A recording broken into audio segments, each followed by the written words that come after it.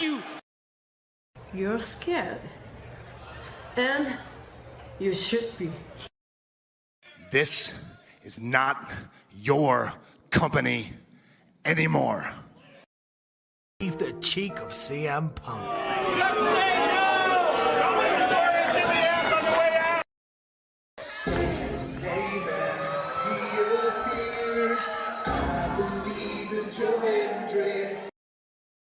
Out!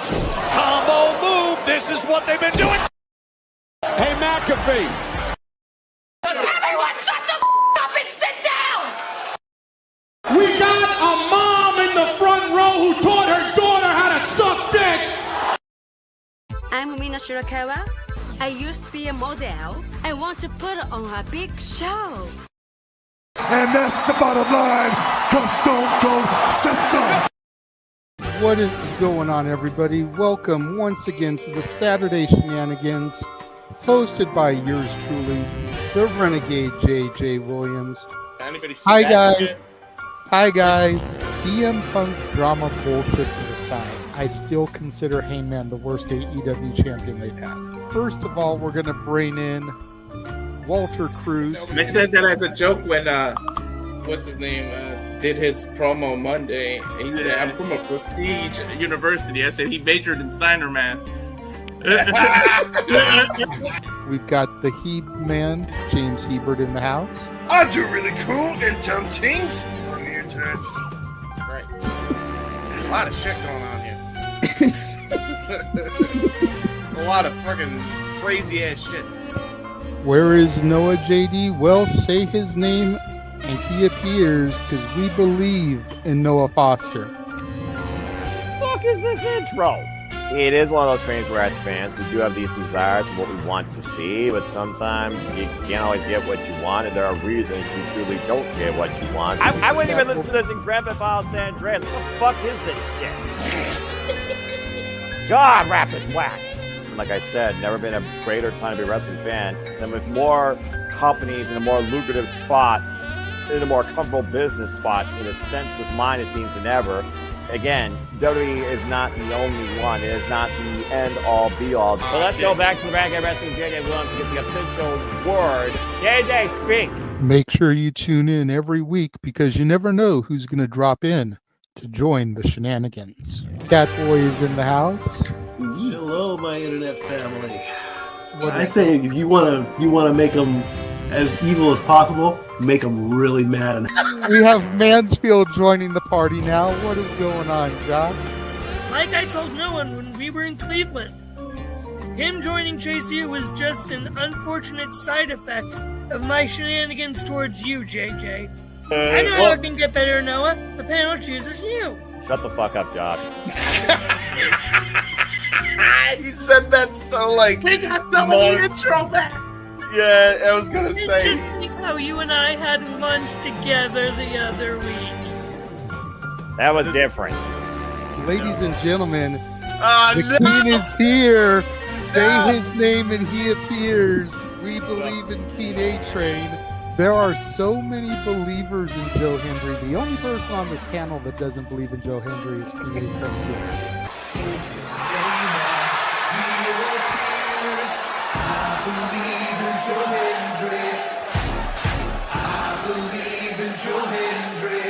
Tell the world why you do not believe in Joe Hendry. The reason I do not believe Joe Hendry is he is Fandango 2.0 in a entrance merchant. I rest my case, Your Honor. Hey! There's nothing wrong with being an entrance merchant. He has some of the best entrances of all time. Teleporting into the command center, all the way from Angel Grove High, Datilla. Oh, yeah. I went to the command center on Thursday. I went to Vasquez Rocks, which is where they filmed a lot of episodes. Somebody actually climbed to the very top of those rocks. I made it halfway. I was like, I'm not going up there. Definitely Toni Storm versus Mariah May. That's the one match I probably am looking forward to the most. I really like the story. I'm familiar with all about Eve, so if it plays out that way, I kind of know how this is gonna go. Say goodnight, Datilla. Good night. James, you did say his name. So he shall appear, ladies and gentlemen, first time on the Shenanigans. Jeff Meacham is in the motherfucking house. All right, we're coming in hard with the botch. All right, fucking hell. It's good to be back. It's good to have an opportunity to talk to the crowd on a Saturday. If you want to have yourself stomach through it, you can go back and watch when the Main Event Mafia took over Impact. That's what James is talking about. So if everybody just joined us, we're talking about people sedating people, attempted murder, boys, and tips. Welcome to Saturday Shenanigans, everybody. Aren't you glad I'm back? Welcome back, Jeff. Cool. What is going on, everybody, and welcome once again to the weekly moderated chaos that is the Saturday Shenanigans. It is I, the Renegade of Wrestling, JJ Williams, here to host and moderate things. Let us begin to bring in the gaggle of fools, as one man calls them, and that man, of course, is the simple man, Noah Foster. Noah, I saw your message in the private chat. I see that you are tired. You look beat, bruv. Aside from being tired, how are you doing this evening? It's doing all right for the most part. I mean, again, it's pretty decent. It was okay stuff with what we covered. I'm saving AEW for tomorrow. I'm prepared for church tomorrow to go back there. So after the storm stopped that. And overall, just feeling fine. So always good to be here as always. Good to know. Good to know, man. It's always good to have you around. And I know you're always happy to see me in this chair. Mm-hmm. We've also got the third man on the call for the Royal Rumble earlier. Mr. Reliable Walter Cruz is here. How are you doing there, Walter? I'm tired too, but I'm ready to do this, and the UFC's on, so I'm in my happy place. Nice. We've also got the Heb man, James Hebert, in the house. Hello. The man who I joined to do GCW, and we got to see James get all kinds of squeamish and everything, stabby, and Senor Pus Bubble, and barbed wire doors, and all those good fun things. How are we doing, James? To be honest, it was a lot less chaotic than it was on most GCW shows, so I am happy just as a result of that. So yes, I am okay. No PTSD ridden James today. Good. And the last person we'll bring in for now, representing the Wrestle Collective, the Wrestle Fish is here. Ryan, how are we doing this evening, good sir? I'm really tired. Okay. I think Royal we have Rumble, an entire panel AEW of Collision. individuals. A lot of wrestling. I stayed up all day yesterday, so I am not tired. I'm good. I'm the only other person probably that isn't tired. Okay, I got home at 2 a.m. from House of Glory. And then turned around and had to be back up so I could return the rental car so that I could get back home in time for the Rumble. I think everyone's a little bit tired, a little bit sleepy here. But other than that, you're good, Russell Fish? Yes. Good. All right, we'll just jump right into it then,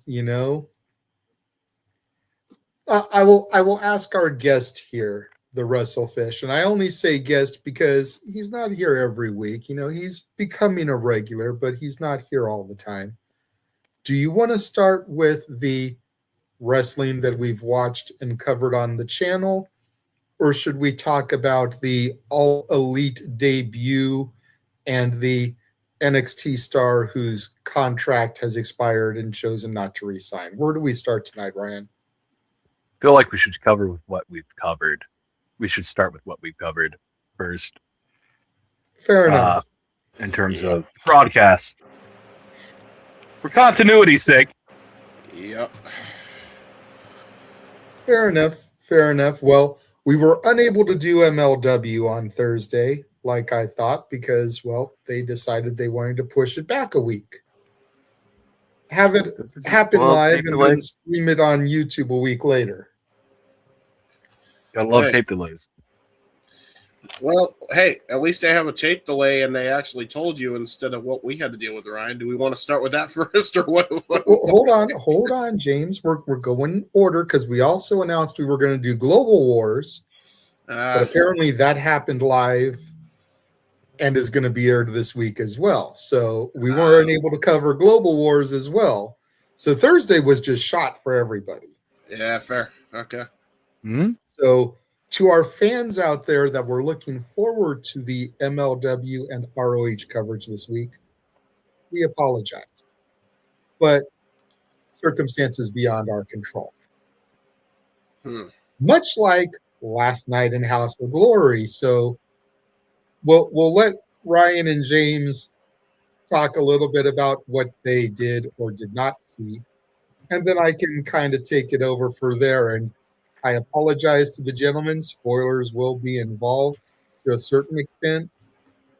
And then y'all can decide if you want to run it back and retroactively call it or if you just want to let it fly off away. Speaking of, should I get the? I think I should get that thing real quick. Do you have the meme? Go ahead. Do you have the meme that you can put? Can we just put the meme up? Yeah. You know what? It's fair. When we get that, Can we share the meme with the class? It's a still image. It should be fine. yes, we can. Let me look. So, There it is. as James does that, I will regale you with the tale of last night. So we get in the studio about 20 minutes till the show's supposed to go on. Then we get to we run it down. We think we're running out of time. House of Glory has a lot of production errors all the time to the point where the show rarely ever starts on time. It just is what it is. But after about 25 minutes of this, I'm getting a little bit more heated and more heated to the point where it's just like, I tell James and Nick, who was on call, or supposed to be on call with us, that, if this happens one more time, it's going to be a two-man booth, right? Yeah. Not realizing that it's not going to be a any-man booth. Because I fill my can of water here. I come back and I see at best 140p. And subsequently, the P in Master P stands for pixels, by the way. There you go. Got any more of them pixels? That's just, by the way, for those who don't understand, that is just a meme version, but that quality above that meme is legitimately the quality that we saw, right? The show, the stream lasted 11 minutes and 30 some odd seconds. Okay? Yeah. And then the stream goes down and it's just pure chaos. And it's just like, they did announce that they will upload it to Triller here in however many days. I do have an update on that. I'll give it when you're done with your story, though. Yeah. But all hell broke loose effectively. And if you actually want to entertaining 40 minutes of your life and just listen to Ryan crash the fuck out, it is what it is. It's just like, okay, it's been 8 months since, a particular party's been fired from that organization. And quite frankly, if he worked in video production, man, he haven't hired anybody new. It is what it is. At the end of the day, I'm going to still enjoy the show. I'm sure Andrade tore it down. I'm sure Starboy Charlie tore it down. And I'm sure you're going to hit me with the spoilers, JJ, and that's completely fine with me. Let them rip. Because honestly, this is the best. What's on screen is more entertainment than I got out of it. Yeah. All right? So just is what it is. So, James, do you have anything you would like to add? I tried to keep them going with like comments, but even I couldn't. We couldn't keep it going, man. With that stream lasted 58 minutes, which is the shortest commentary call I think we've ever done. I'm going to have to go back and watch it just to witness the crash out. See if I can find some highlights to clip and upload to the Shorts channel. Dude, the rant was unbelievable. Don't. I would actually recommend not doing that. I may have retroactively pissed off Master P or Amazing Red or somebody, but honestly, I'm just trying to provide coverage. Nothing personal against them people. Yeah. I watched the crash out live, so it was funny. Dude, it was so fucking funny, man. It was one of the funniest shit. I wouldn't clip it. I wouldn't clip it. Keep it where it's at, but I would not post shorts. I think fair enough. Fair enough, Ryan. I appreciate your honesty. James, Ryan asked if you had anything you wanted to add to that before I start going through my experience. Yeah. Before you start adding, hi, Ash. Hi, Ash. Lovely that you were able to join us, darling. Hello. Yeah, I was in another space, and I just said my farewells to everyone before I joined. Right on. Couldn't really hear you that time. Hold on. That's you then. I heard her clear. Yeah, my headphones fucked up. Go ahead, James. Okay. Yeah. Exactly what Ryan said. If there was somebody that you had that was problematic that happened to also help with video production, you probably should have figured this out like 3 months ahead of time at latest. It's now 8 months. And I don't know, man. Like, to me, and this is real, right? Like, this is really how I feel about everything. Like, they have had so many production errors up to this point. I'm aware that there was probably shit beyond their control this time around, but this is after like issues with the audio quality, issues with the commentary track, issues with the lighting. There have been issues with the actual cameras themselves, so much so to the point where when they switch to a camera, you'll see no signal, and then like for like 30 seconds at some points, 3 seconds at other points, and then all of a sudden it comes back. It's been production snafu after production snafu after production snafu. And then Friday night happened. And the most legendary WrestleFish crash out of all time took place. So far is accurate. The hold on. I just wanted to add one last thing. Yeah, go for it. This is the worst wrestling show that I've watched all year.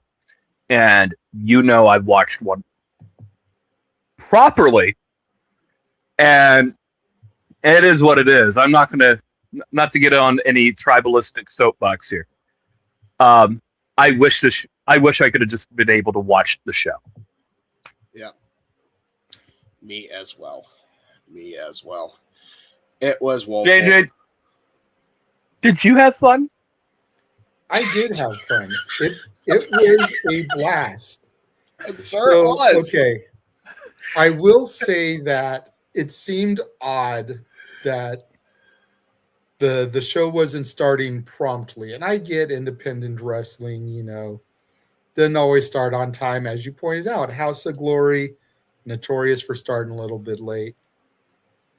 But it seemed while we were hanging out in the concourse area, milling around the different merch booths, that it felt like it was taking an obscenely longer amount of time than normal.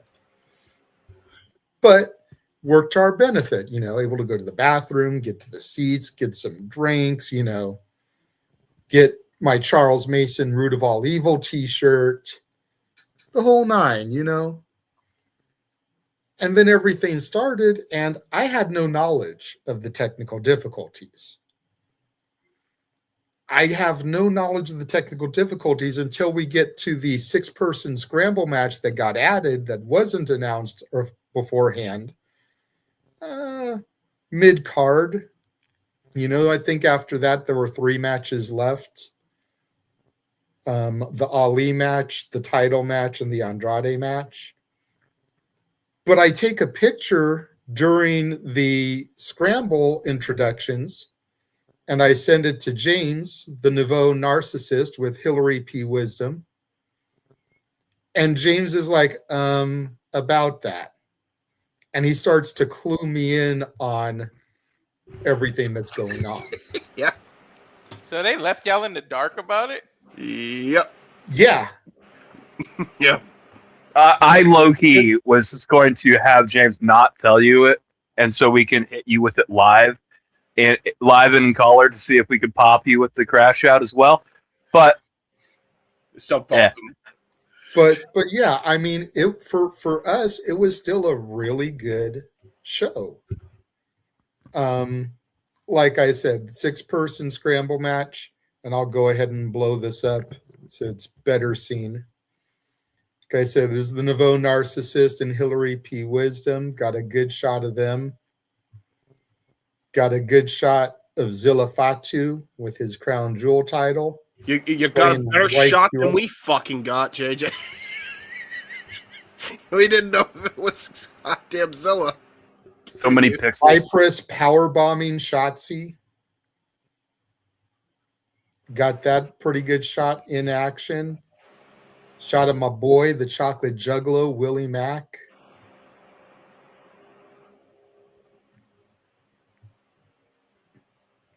It. There it is. There we are. All in all, it was a really solid show. We started off, Zilla came out kind of welcoming everybody. His cousin came out and started fucking with him. What, Lance? Yeah. Oh, that's what that was. I see. Went into the first match, which was Starboy Charlie and the infamous banger, like I knew it would be. From there, we went to the women's match, Shotzi and Vipress. I think I don't remember the exact match order. It's irrelevant, but that was a good, solid match. There were a few moments in the match where they were kind of getting sloppy. Yeah. Kind of to be expected. Vipress is still trying to get her footing. She's better than some on the indie circuit, but she's not TV ready yet. But her and Shotzi had a decent match.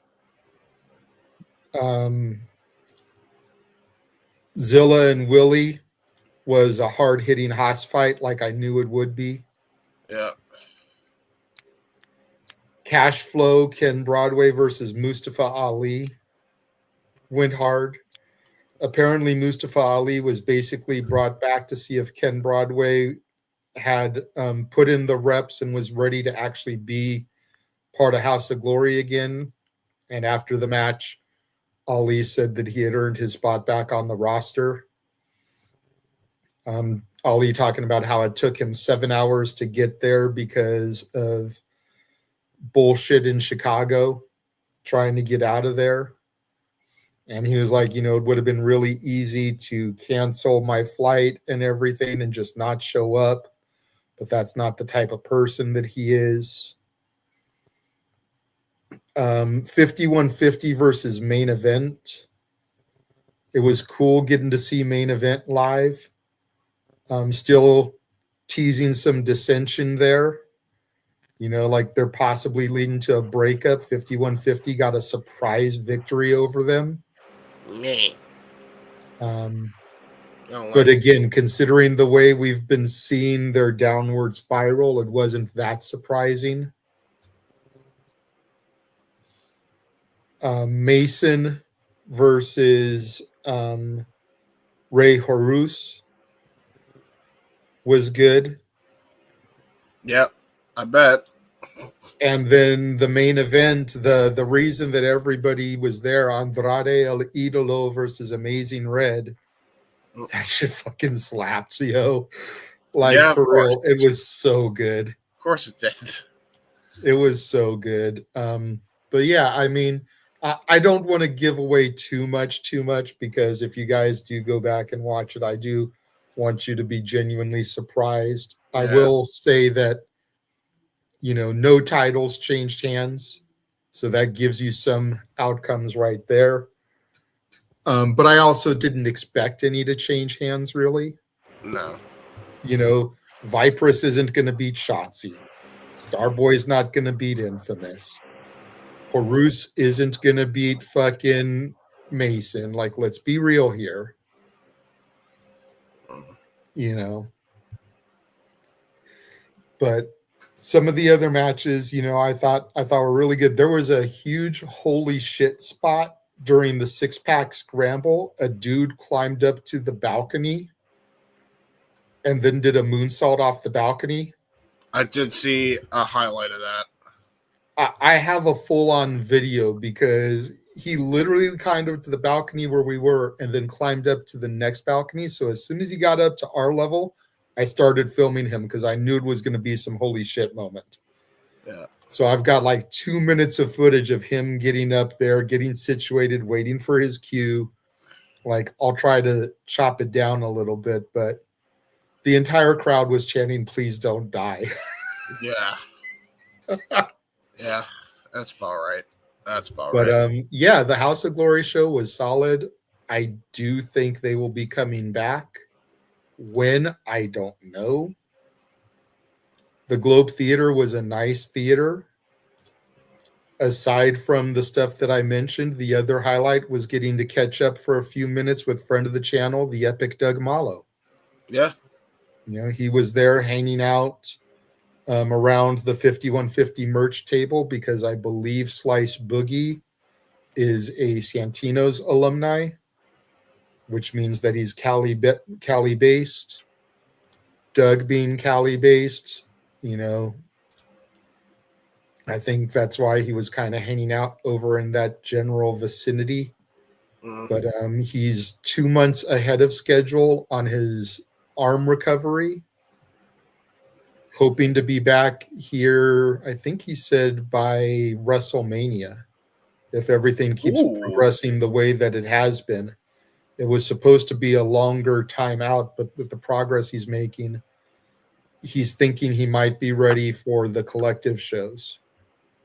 Knock on wood, hopefully everything goes good for him. But yeah, it was a solid show for us. So hopefully when you guys get to run it back and watch it again, whether you do it as a retro watch along or you just watch it as your leisure, since you guys have access to Triller, I hope you guys enjoyed as much as we did. Yes, sir.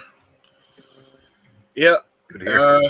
I wish we could have seen him, man. It sounds like I knew that show was actually probably going to be a kick-ass show, too. It's like one of the few ones that really looked good on paper. We did see Denise Salcedo there. She was in the balcony across from us. Yeah. Datilla actually noticed her first and was like, "Is that Denise Salcedo over there?" And so I tweeted, you know, I think I spy with my little eye at the balcony across from me, Denise Salcedo, and I, added her. I was like, if it is you, hi, from the guy in the Justice League shirt. Nice.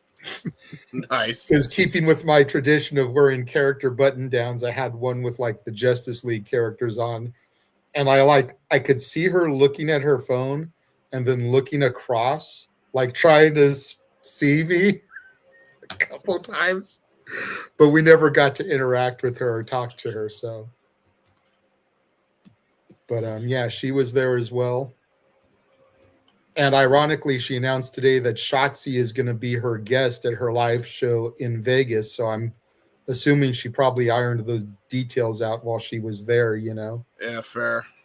Get your business. Get your business going. Yep. But the House of Glory show, according to Triller, which of course we were on tonight for GCW, That will be airing at 11 Eastern, 8 Pacific tomorrow night. So if you guys want to double feature after doing the Superpower Slam, you can. Again, if you just want to chop it up and not do it, there's that option as well. But that is when it'll be airing on Triller at the later date, since you guys knew about that. James knew, because I was able to tell him when we went in for the GCW show, but now you know, Ryan. So I will let you guys converse in private and make that call. Yes. If you guys want to, you can just use the graphics you've already got, pretty much copy and paste the description that was in the description thing and put a take 2 on it, you know? Yeah. Yeah, fair. I'll let you guys discuss that on your own, though, and figure that out. But that was House of Glory. Good for you. At least you got Good, solid West Coast debut. And again, they pretty much sold the place out. It was packed in there. I definitely think they'll be coming back. Lots of thank you red chants at the end with him being in the main event. You know, not just for the match that he put on, but, you know, for bringing House of Glory to the West Coast, thanking him. So, yeah. Fair. From there, we go to the Royal Rumble. And since he's been so quiet, I'll let Noah kind of take the lead here. Noah. What's up? Right. Royal Rumble. So Royal Rumble from Riyadh, Saudi Arabia. We kick things off with the women, of course. Ladies first, as I'm sure Ash is very excited about. It definitely was a different outlook versus regular Rumble expectations. I wouldn't say you got a lot of surprise and nostalgia, but there was a lot more focus on the current roster that should carry the future if booked correctly. Stars that really shine include, but not limited to, Last Legend and Soruka, actually. We also saw the return of the Bellas together, including Jane's favorite auto-tune fiend, Brie Mode.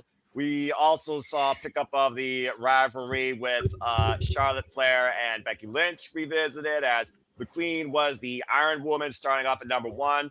Came up short. One of the big standouts, though, definitely was Last Legend. I think they definitely are giving her a proper showcase to push for the future, as she eliminated not only the Bellas, she also eliminated Io Sky, marquee names currently of WWE. First, remember, we saw Natty in the Women's Royal Rumble. We actually saw Natty kick a little bit of a ass. Her Maxine got a little bit of a scrap, but she actually eliminated, sorry, Ash, the WWE Women's Intercontinental Champion, Becky Lynch. It was not AJ Lee. AJ Lee was not involved in this Rumble at all. Really, it came down to, can alliances still hold true to each other? The first one that fell apart was Asuka, as Kairi Sane inadvertently eliminated her with a sliding form to Io Sky got out of the way. And the silent rage, pun intended, on Asuka's face, I fear for Kairi Sane's well-being. Just saying. Going from there, regarding further relationships, we saw starting the Royal Rumble was actually Alexa Bliss and Charlotte Flair, who teased a lot of, I'm going to trap you with my finishing move, my finishing move, my finishing move, but they still kept their heart together. Now, whether or not one's heartbroken versus the other, Charlotte Flair did inadvertently eliminate Alexa Bliss after eliminating Nia Jax as well, who for duration was the biggest threat. Go figure. Unfortunately, the leader of America also failed, but Alba Fire definitely did her best to protect the president, and it was always a fun moment with Chelsea Green in there. Go figure. Also, meh. But in the end, it actually came down to what he politely called the blonde triage of Soruka, Liv Morgan, you know, always the bridesmaid, never the bride, and Tiffany Stratton came out number 30. Came back from injury and looked quite fine, actually, in the ring. It was a unique sequence where all three at one point were literally hanging from the top rope with the feet just inches from the floor, and none really skinned the cap, but they all get up on the apron. And then it came down to who could hit the last haymaker and who could take the other two off the apron. By the way, Soruka again, her move out of nowhere, moments picked up when she got two soul snatches at once. In the end, Tiffany Stratton, who basically stopped So from, I think she was trying to do an attempted soul snatch off the ring post, made Soruka wiped out face first on the floor. while Liv Morgan sent Timothy Stratton to oblivion, holding on to the top rope of the left hand for the first time ever, the most consecutive Royal Rumble participant in Women's Rumble history. Liv Morgan won the Women's Royal Rumble match. Yeah, this was a very solid match. Few different people in the chat room were not upset at the outcome, but saying that it was a disappointing Rumble because of no surprises or whatever. And I'm just sitting here and I'm like, okay, the IWC talks all this trash about how the WWE is reliant on nostalgia. And with the exception of Brie Bella, who might actually be back for a final run, just like Nikki returned last year, there was no nostalgia pops. Everybody was a contracted WWE superstar. There was no knockouts. There was no AAA. There was no Trish Stratus or Lita or Mickie James or any of these. It was 29 women from Raw, SmackDown, and NXT. And Brie Bella. Like, seriously, I don't know what more can be done to try to shake the fickleness of the IWC, because you just can't please people. Yeah, well, JJ, it's the classic proverb. You can please some of the people all the time, but you can't please all of the people all the time. But also, there are some other interesting setups and teases here as the Royal Rumble does kind of dictate, okay, what happens with this versus this. Look at the names in 19 through 21. Julia, Io Sky, Asuka. They each all had their own little intermingling moment. At one point, Io was double teamed by Julia and Asuka. Liv Morgan actually eliminated Big Mommy Cool Raquel Rodriguez. While Roxanne Perez was not the Iron Woman this year, she also had a great run. And Kiana James, for what it was worth, she lasted for quite a long time, much to both me, JJ's, and my surprise. But yeah, Last Legend, Shoruka, incredible performances. And the Bellas actually eliminated Bailey and Lara Valkyria, going more to what JJ is referring to, and maybe they're going for one last run to finally become women's tag team champions. And freaking Rhea Ripley might need a rearranged spine after Raquel chocolate bombed her on the apron hard. Yeah, but all in all, it was a solid match. Datilla pointed out, I don't know if you saw, Ryan, Becky looked like the gold beast morpher. I didn't get to see And I it mentioned I thought much. Io looked like the Yellow Ranger straight up. You straight up did. And again, Japanese origin of Power Rangers. We're not going down that geek road again, though. But anyway. Yeah, not trying to go down that rabbit hole, but just ironic. 100% ironic. But so yeah, that was the Women's Royal Rumble. And again, congratulations to first time number one, 14, and first time ever winner. Keyword, folks, a first time ever winner who's been in every Women's Royal Rumble since fracking 2018. Liv Morgan. yeah. The best showings, like Noah said, whether they are on the main roster now or they're still in, were the women of my NXT. Roxanne Perez, Julia, freaking Lash Legend, Kehlani Jordan, Sol Ruka, JC Jane. You know, I could keep going. I'm going to stop. I think I've made my point. Kiana James lasting way longer than everyone gave her credit for. Right. You know, my NXT showed up and showed out here tonight. And even Noah had to acknowledge them as to why they may still not be his NXT. Never will. He had to acknowledge the fact that my NXT showed the fuck out. Lola Vice. She may have been the most disappointing out of my NXT. Sorry, Walter. But seriously, that's maybe the most disappointing one out of my NXT. Because she didn't last that long. No. She, She came in, did her booty shimmer, and she was pretty much out. She lasted longer than Rusev did. But that's not saying much. No, it's not. I'll tell you that much right now. It is not. Walter, anything you want to add to the Women's Rumble? The fact that it was over double digits, by the way, when number 30 was out, by the way, also shows how far they were trying to push this thing. There was close to like half the field left after number 30 was in the ring. It was ridiculous. Good match. Yeah, Lash Legend. I think she eliminated 5 or 6 people alone.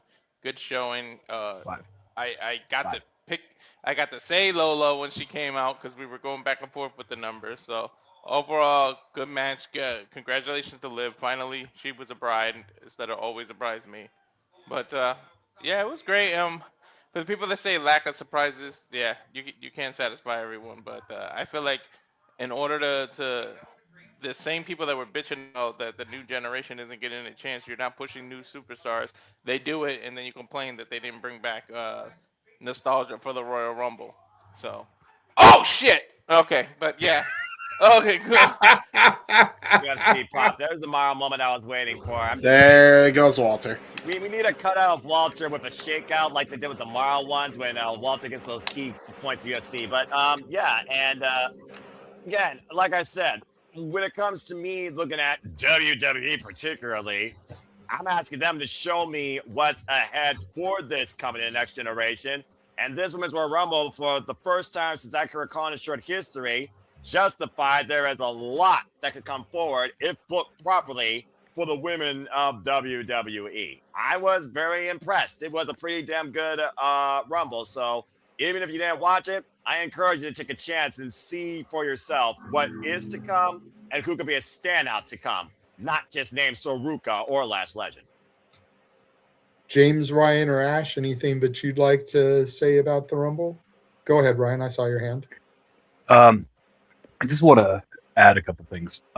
One, Gear of the Night goes to Roxanne Perez with her Shigo Kim Possible inspired gear.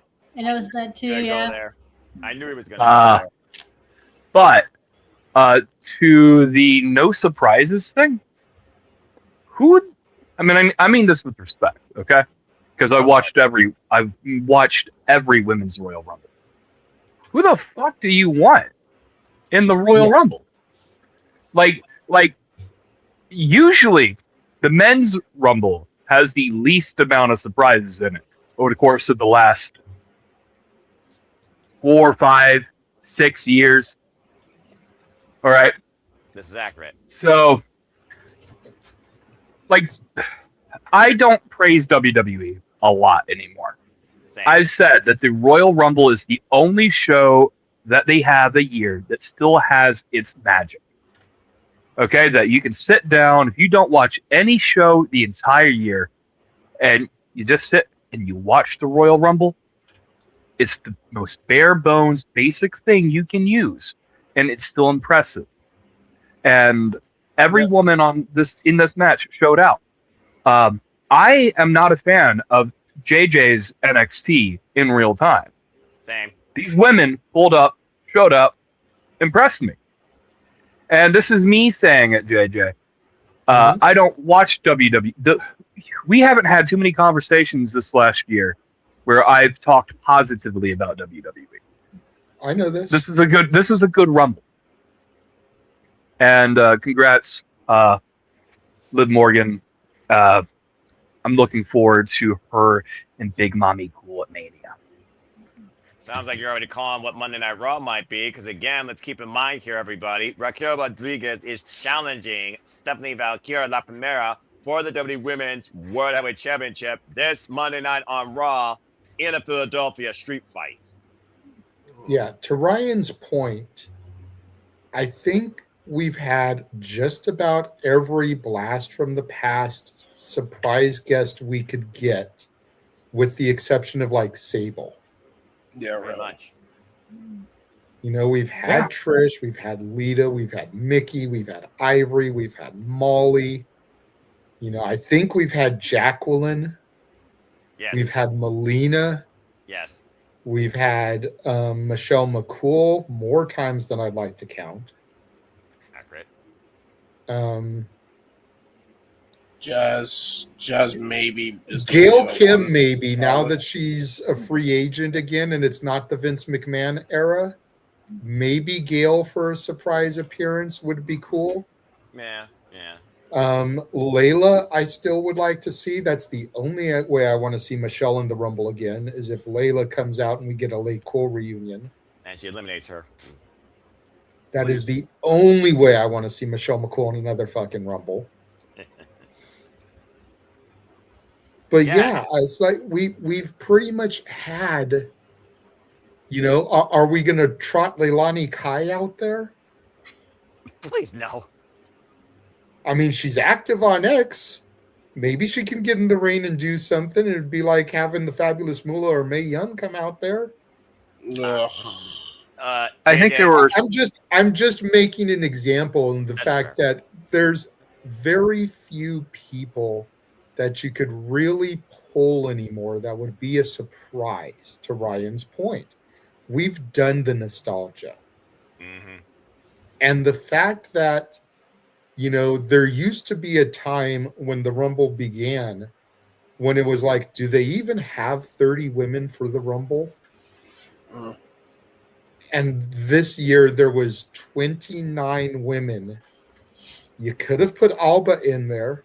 That would have been 30 instead of giving it to Brie. I agree, There's by the way. Other NXT women you could have given that spot to instead of giving it to Brie. Surprised they didn't put You could have Mark. given it to some women from Evolve or like a Kendall Gray instead of giving it to Brie. With a lust in Kendall. Point being, they had women left over. I'm not mad Brie was in it. I popped for Brie. I hate her song, but I prefer her to Nikki. Remote. But we're at the point now where we've exhausted everybody. I mean, look at the list, guys. Read the names, and also keep this in mind. Every single person, outside Brie to maybe a degree, is basically a current or active WWE superstar. If I was to change out a couple of names, yes, I would love to see Kendall Gray because, okay, you finally get Evolve on here. Kendall Gray, breakout, chosen by John Cena, the Iron Survivor of last year, lest we forget, who literally got a last-second buzzer beater, better than most sports teams in the NBA. I don't know much about the WNBA. And outside of Brie, again, Brie and Nikki actually work together mostly as a team. Also got eliminated as a team. So again, this Rumble, outside the fact you didn't get your usual nostalgia, it was focusing on the current generation, and maybe outside Selena, you really didn't have a spot wasted. Yeah, you didn't. And you had Soul in there, you could have had Zarya. It would have been nice to see Zarya and Rhea go face to face. Look at Ash. But again, you're reaching at straws there. The fact that WWE has enough women that they could fill an entire Rumble and have women left over that didn't get used speaks volumes on where they were when this thing began. Amen. And that's the way I look at it. Again, ever the optimist. For once, I wasn't even watching in 2018 when the Rumble began for the women. For once, believe it or not, folks, JJ and I are on the same page in this case because I completely agree. As someone who wants to see women's wrestling thrive, evolve, and succeed, especially when it comes to WWE, where the only real showcase outside the triple threat WrestleMania was what me and Ash called it Evolution. And then what you did with the roster. Okay, here's the Royal Rumble. Look at our locker room now. See what we got. Now WWE use them. Don't fuck it up. Thank you for your input, Ryan. Asher, James, anything you want to add before Noah moves on? Go ahead, James. I see your hand. All right. And then I guess we'll go to the lady lap.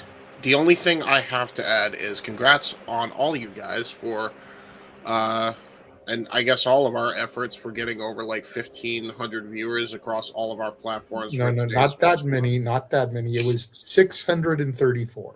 Not 1,500. No. Now you're being WWE and embellishing the numbers. Wait. Stop it. Why do people jump down my fucking throat? Stop it. You're a fucking idiot. I'm not a fucking... All right. Refer to Burger. No, I'm not referring to Burger. Are you talking I'll about tell the you... poodle? I think talking about what the James is whole doing, goal. and correct me if I'm wrong, James, he may be adding all the Yes. views since we went off the air. Yes, and Okay. by the way, 1,000 of those were the Rumble. That's total viewership for the Rumble. So congrats to y'all. Got you. Okay. I thought you were talking about live because we had 634 people watching us live as we were going off the air. Again, I just focused on the mod. I had no damn clue. And every single channel we were on had at least one person watching. Yes. So congratulations to everybody, whether you had one person on your channel or two people on your channel or 300 people watching on your X account. But between Ash's channel, Noah's, Walter's, James's, mine, the Russell Collective YouTube, the Russell Collective X, and the Simply Reliable Studios X, 634 people tuned in for our Rumble coverage. The only person that I saw that I follow that had more views than us on X was Mini Portable. Yeah. She was in the 1,000 something. She had about double what we had. That's still good company. Yeah, very good company. Just wanted to There give were you there guys a were shout people there were people that were doing watch alongs that had way less than us. Yeah. On the X. I didn't look at YouTube, didn't want to look at the YouTube. I was just looking at X because X is, like I keep telling y'all, X is where the trick is. Going to the side, clicking to post the link as it's on, using the hashtag Royal Rumble so that it tweets it out, the numbers start going up because anybody that's searching hashtag Royal Rumble for updates now sees our videos. I used hashtag Royal Rumble for the Shenanigans tonight. Look at the numbers. We've got 80-something viewers right now. We never have that for Shenanigans. I used hashtag AEW Collision because that was on tonight, hashtag Royal Rumble, and hashtag GCW Crushed because all those things were today. Look at our numbers. We never have that for Shenanigans. People care about wrestling as long as you get the word out, then that's a good thing. That being said, figure for that, James, and figure for that, JJ. Stay tuned for the next episode of Unreal, the Superchatted Studios session, when it comes to these two gentlemen agreeing or disagreeing on production. And now we go down to our Canadian friend Ash to give her lovely thoughts on the women's Royal Rumble match. Go ahead. So I didn't watch all of Royal Rumble, but I did watch the Women's Rumble. Good. Because I'll be real with you. I was looking at the card, and it's like the only two matches that interest me were the Rumbles matches, and I haven't made my way to the men's yet. So I just Well, get ready to be spoiled. Oh, it's okay. I already know. I'm like, oh, cool. Yeah, we went with the safe pick for the men's. Yay. I'm on the board, though, but yay. At what cost, though? Welcome to the league, Ash. You're I know my scoring mom's out happy. with everyone else, by the way. I know my mom's really happy because she's a big Roman Reigns fan. Spoilers. But back to the women. Yeah, I like this Rumble. I loved the theming of teams, whether it be alliances being formed, tag teams reuniting, falling apart. I also like how we're adding potential tag matches and tag teams as well, and setting up opponents for the IC title as well. And I'm looking forward to see what happens with Liv Morgan, who she chooses to go after. And I hope this adds to the Judgment Day drama because I love the Judgment Day melodrama. It is one of my favorite things about Monday Night Raw because I've been watching Raw as of for the past few weeks now. Okay, dude, between Roxanne, Raquel, and Dom, the Judgment Day could be a fucking telenovela. Yeah, exactly. Yeah. On Telemundo and shit, like for real. And it's what's keeping me. It's one of the many things I love about Monday Night Raw, and I'm just like, I can't wait for it to implode. Especially like who's going to leave, who's going to stay, and it's just it's so juicy, and I love it. I love that shit. I love melodrama in my wrestling. To a degree, I can also agree. So I'm just waiting to see who implodes first on the other. And based on what we saw, my money's on Raquel or Liv Morgan. All right, well, fair enough. So again, folks, there is your Women's Royal Rumble, verbatim, top to bottom. Iron Woman was Charlotte Flair. Most eliminations, I believe, was Lash Legend. Standout performers was Lash Legend and Soruka. And your winner was number 14 for the first time, both in number and competitor, Liv Morgan. Congratulations. Noah, I have to ask you, and I'm not trying to get you riled up. I don't need angry Tasmanian Devil Noah. But after what you saw this morning, will you please start putting some respect on JC's name? For someone that truly was nothing more but a third wheel that became nothing but an accessory and a second wheel, trying to prove something to Shawn Michaels indifferent and wrong, I'll give Jessie Jane credit for how much she has evolved. Good performance for your NXT. Good performance for the competitor, that's Jessie Jane. Still don't give a shit all about your NXT or her as champion, but it's still a crowning moment. I'm not asking for all that. I'm not asking for you to be like, it's my NXT now, and I'll tune in every Tuesday to the CW network. And I'm not expecting you to bow down, but just I feel like the hatred was too venomous on her. And like two-time NXT Women's Champion, Knockouts Champion, former NXT Tag Champion 2 times. And then her performance in the Rumble this morning, it was like, I asked you then, put some respect on her name, and you just vehemently would not give her an iota of respect. So that's all I'm asking now is, do you now put some respect on her name? I'm going to be a wrestling fan of my own decorum if I didn't after seeing her performance. Fine. I'll give her flowers. Good stuff. Thank you, I love the fact Soruka snatched her soul, though, teasing that hopefully maybe she's the one to take the towel off her.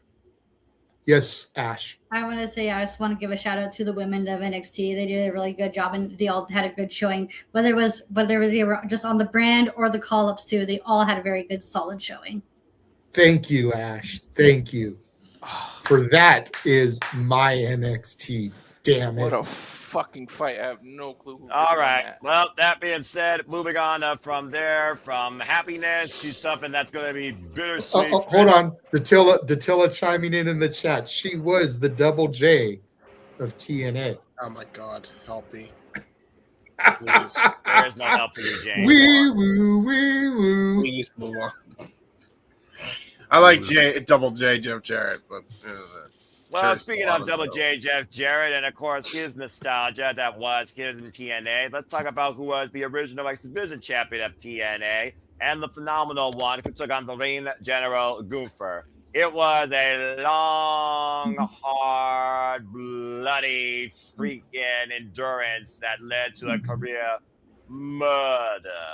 As AJ Styles did everything he could to try and overcome the Ring General's power, but every chance that AJ got, Gunther knocked his fucking head off with a clothesline or a chop. At one point, bludgeoning him over and over and over again, nearly to the point of referee calling for a disqualification. There was a point he was able to get the calf crusher, try to keep him towards center, try to look for the tap out, but Gunther, there was no fake out tap out this time. Just sheer endurance, and I think a level of aggravation.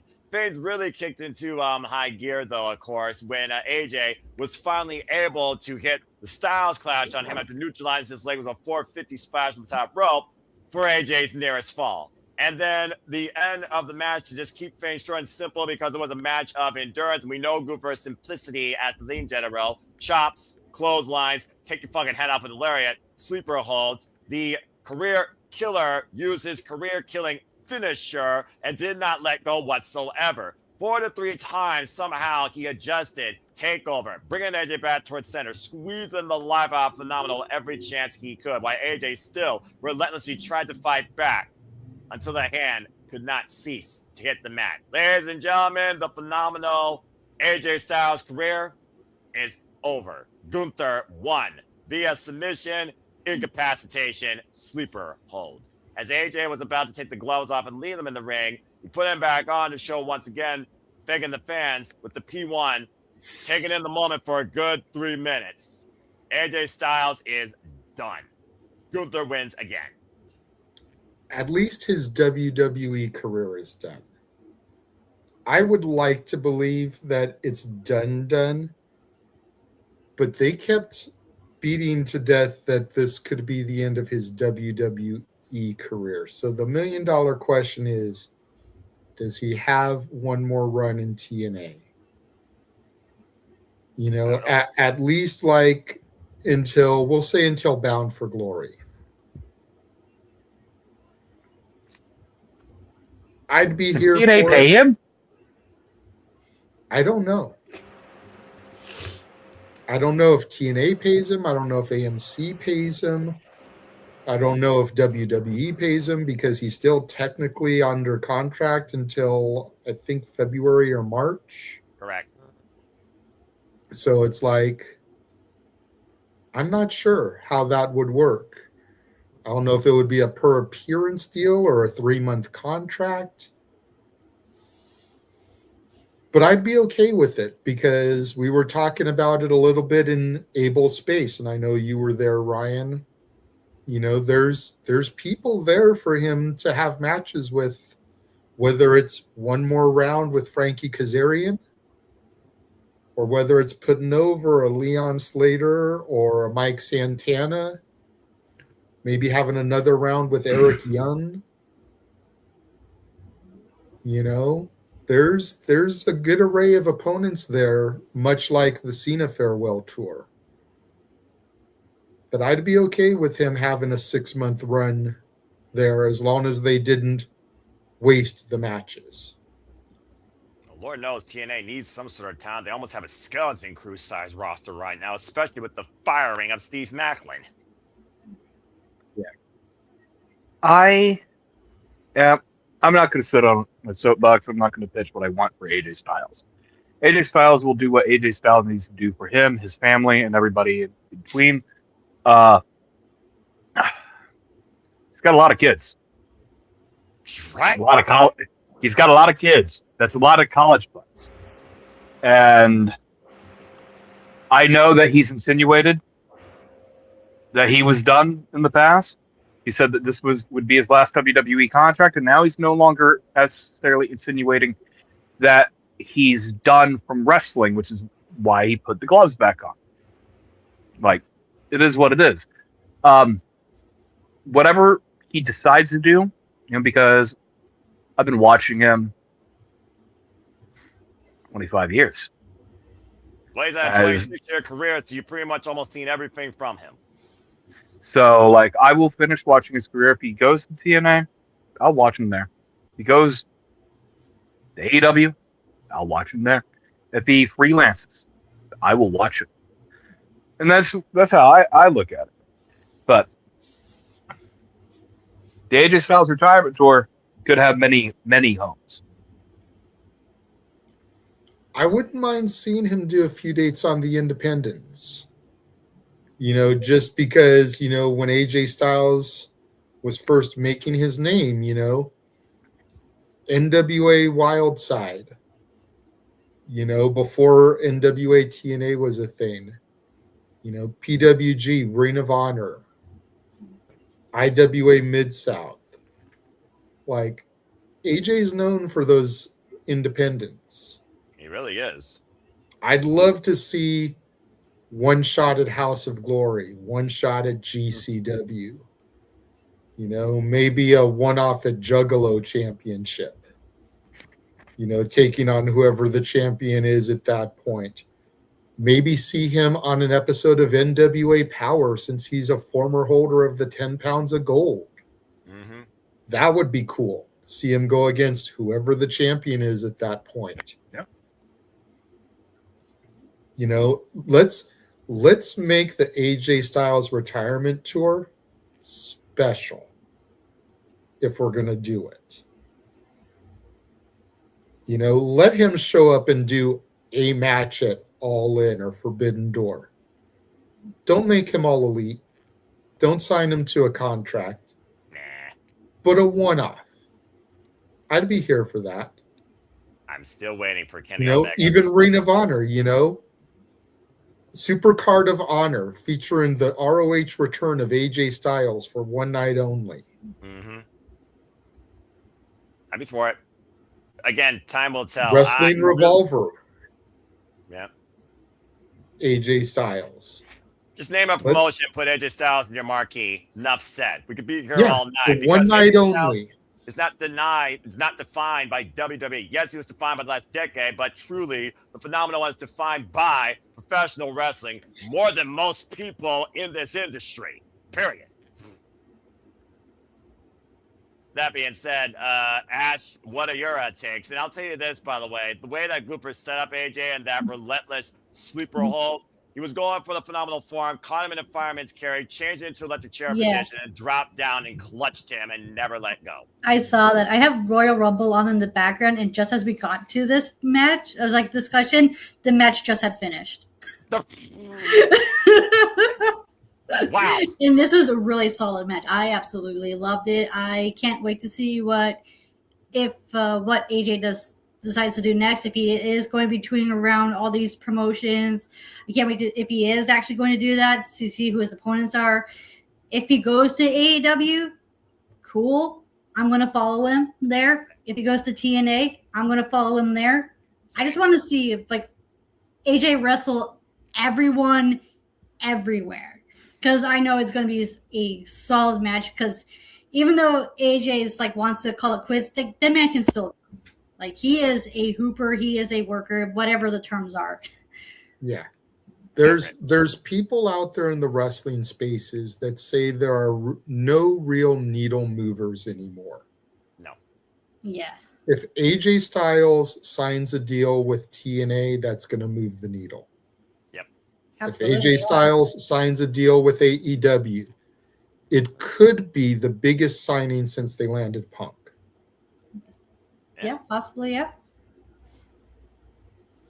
AJ Styles might be the last real needle mover right now.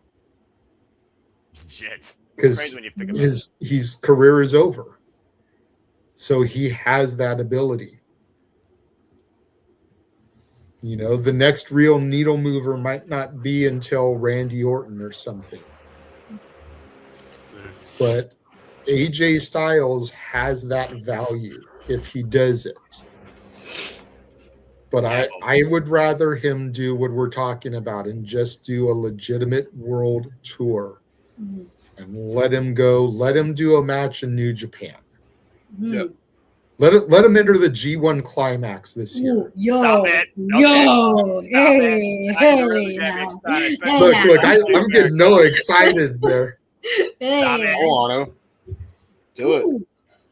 AJ Styles and Repro would be pretty dope because he has history there too. Michael Oku and AJ Styles, I'd be for it. I mean, Michael Oku is literally the king of the half crab. Put him in Pro Wrestling Noah. He already took on Marufuji. Doesn't mean he can't take on the likes of Masa Kitamiya or Amakusa. You know, I'm for it. I'm legit for this. Free agent AJ Styles. I'm for it, man. There you go. So many possibilities that we can do with AJ now. Bottom line, we don't want it to be done here. Put him in Major League Pro Wrestling. Take on I don't care who. Josh Alexander versus AJ Styles. Just let me hear Marvinello call one more match of AJ Styles like he did call all the matches back when he was on 2016 and called the John Cena trilogy. Please and thank you. Walter or James, anything you want to add to this AJ Styles stuff? I'll say this. I have yet to watch the Rumble. I am looking forward to watching this. I am happy for AJ that he can kind of hang up this part of his career. I hope to see him in other places. I think everybody is like, well, it was time for him to wind down. Why doesn't he just retire in WWE? AJ should retire on the indies, even if that means signing with the other company in AEW, which is basically pro indie. I say that because AJ Styles, his entire career is basically one big fuck you to the Fed. Fuck you, I can make it. And he did. He is the only wrestler in the history of pro wrestling, or one of the few in pro wrestling, that has held the IWGP World Championship, the NWA World Heavyweight Championship, and the WWE World Heavyweight Championship. And the TNA World Championship. And the ROH title, too. Yep. Just about every championship you can think of, this man's won. But the three in particular are the most prestigious lineages in all of pro wrestling. Mm-hmm. AJ did that. Oh, he also held the Repro heavyweight title, too, at one point. Yes, he did. The British Heavyweight Championship. Very good, Ash. It was inconceivable that a TNA guy could go over to WWE, especially the face of TNA, and become their face that runs the place, right? He did that. He accomplished that more than once. And he bypassed NXT. Yeah, exactly. Because Vince didn't know Jack Dilly about him. That's ultimately where it comes down to, man. Like, he proved everybody wrong. I can't think of a better way for him to go out on his shield than to do it in the Indies, where he made his name in the first place. Amen. That's me. That's how I feel about it. If there's truly a king of the Indies, it's not Ricochet, it's AJ Styles. Yeah. I just echo everybody's sentiment. There's not much more to add. It was a hell of a night. It was sad to see, but I do think putting the gloves down, faking it, and putting them back on does mean something. So whatever's next is chapter, but it would be fun to see him go to a producer role, and him and Bobby Roode are producers. Like, who would think that? Like, after what the shit they did at TNA, that'd be kind of funny. Oh, I love that match. I'm gonna go back. Bobby You gotta Roode, let them run into each other Petey backstage. Williams. Yeah, TNA takes over WWE. Maybe we actually get some really great creative for once. Just saying. Freaking calling a summit of TNA wrestling. Thanks, JJ. Thanks, Walter, by the way. But you're mostly silent during that match, by the way. This guy, by the way, guys, was one of the most silent, non-jovial, non-pun intended people I've ever seen on a call during a match. He barely spoke a damn word. I was basically carrying the whole thing almost by myself. And again, AJ, at the moments that he almost got the fall, it's almost like he had ASMR moments, thinking like, especially with the takeover powerbomb that AJ got it's out because it was hitting me that it's actually could be over, and it's like I said, it was messing with my own mortality to think that all these people are retiring that I grew up watching. It's like, what the fuck? I'm feeling old. So you were Dude, seriously, like watching, I think it started for all of us this past year when we did the Sabu match. And that just was name of retirements across the board. And you added Sabu, while I added Hiroshi Tanahashi, Nane Takamichi. We talk about John Cena, the former Fuego del Sol, Michael Satomura retired. It's incredible to think about these people we follow for so long as fans of this business, on their journey, for their craft, for their presentation, that are basically done. Well, I was going to wait on this until we got later on, but since we're talking about retirements, Walter. What? Oh, Jesus. Yep. Well, the Sandman's final match will be part of GCW Joey Janela's spring break, which we will be at. Yeah. Holy shit! I get to see Sandman last match. I hope I get to drink a beer with him, and I don't even like beer. No shit. As they were running the video package, I legit was starting to get tears welling in my eyes already. Yeah, the man. construction worker that wielded a kendo stick and bashed his brains in every match with a beer can, bleeding before he got in the ring, is sober enough to say he's finishing professional wrestling. Wow. And the question is, who's he going to fight? The obvious choice would be Joey Janela. He fought Sabu, but you know, we'll see what happens. You know, if it's going to be a hardcore match, maybe it'll be Tremont. Oh Jesus! Maybe it'll be Otis for the Ultraviolent Championship. I say you pick whoever is the drunkest and have them fight him. There's not gonna be a match. That's just literally gonna be two people that are gonna be able to stay up with the Hey, Triple H, let them borrow Gunther for this. Hey, Kid Bandit, Kid Bandit, remember that time where you drank yourself almost getting eliminated out of the clusterfuck battle royal? Yeah, where you at? Fight Well, Sandman. I mean, recently Kid Bennett did challenge Mr. McKenzie and Preston Eve. Awesome match, by the way. You can watch it on YouTube, folks. So, I mean, not too far-fetched. But Kid Bandit's going to be part of Effie's Big Gay Brunch, so be in the region. Yeah, but he's right there. So, yeah, last time I saw Sam, I met him live. We flipped off the world. I saw him wrestle live at Chaos Wrestling in 2018, coming out to Enter the Sandman by Metallica, of course. So you all are in for one heck of a fun last time. This is a full circle moment because if you think about it, Sandman made an appearance during Sabu's final match. And now here we are a year later, and Sandman is going to have his final match. True. Charles, you know why Ryan is thinking? He's thinking, man, I do shows with this goober. That's what he's thinking. Do you regret it yet? Yeah, RVD lives in Vegas too, so he might pop out. Recifish, do you regret it? I'm just trying to process the options. Oh boy. Ideally, I want him to go out on his shield. Yeah. Or a beer keg. And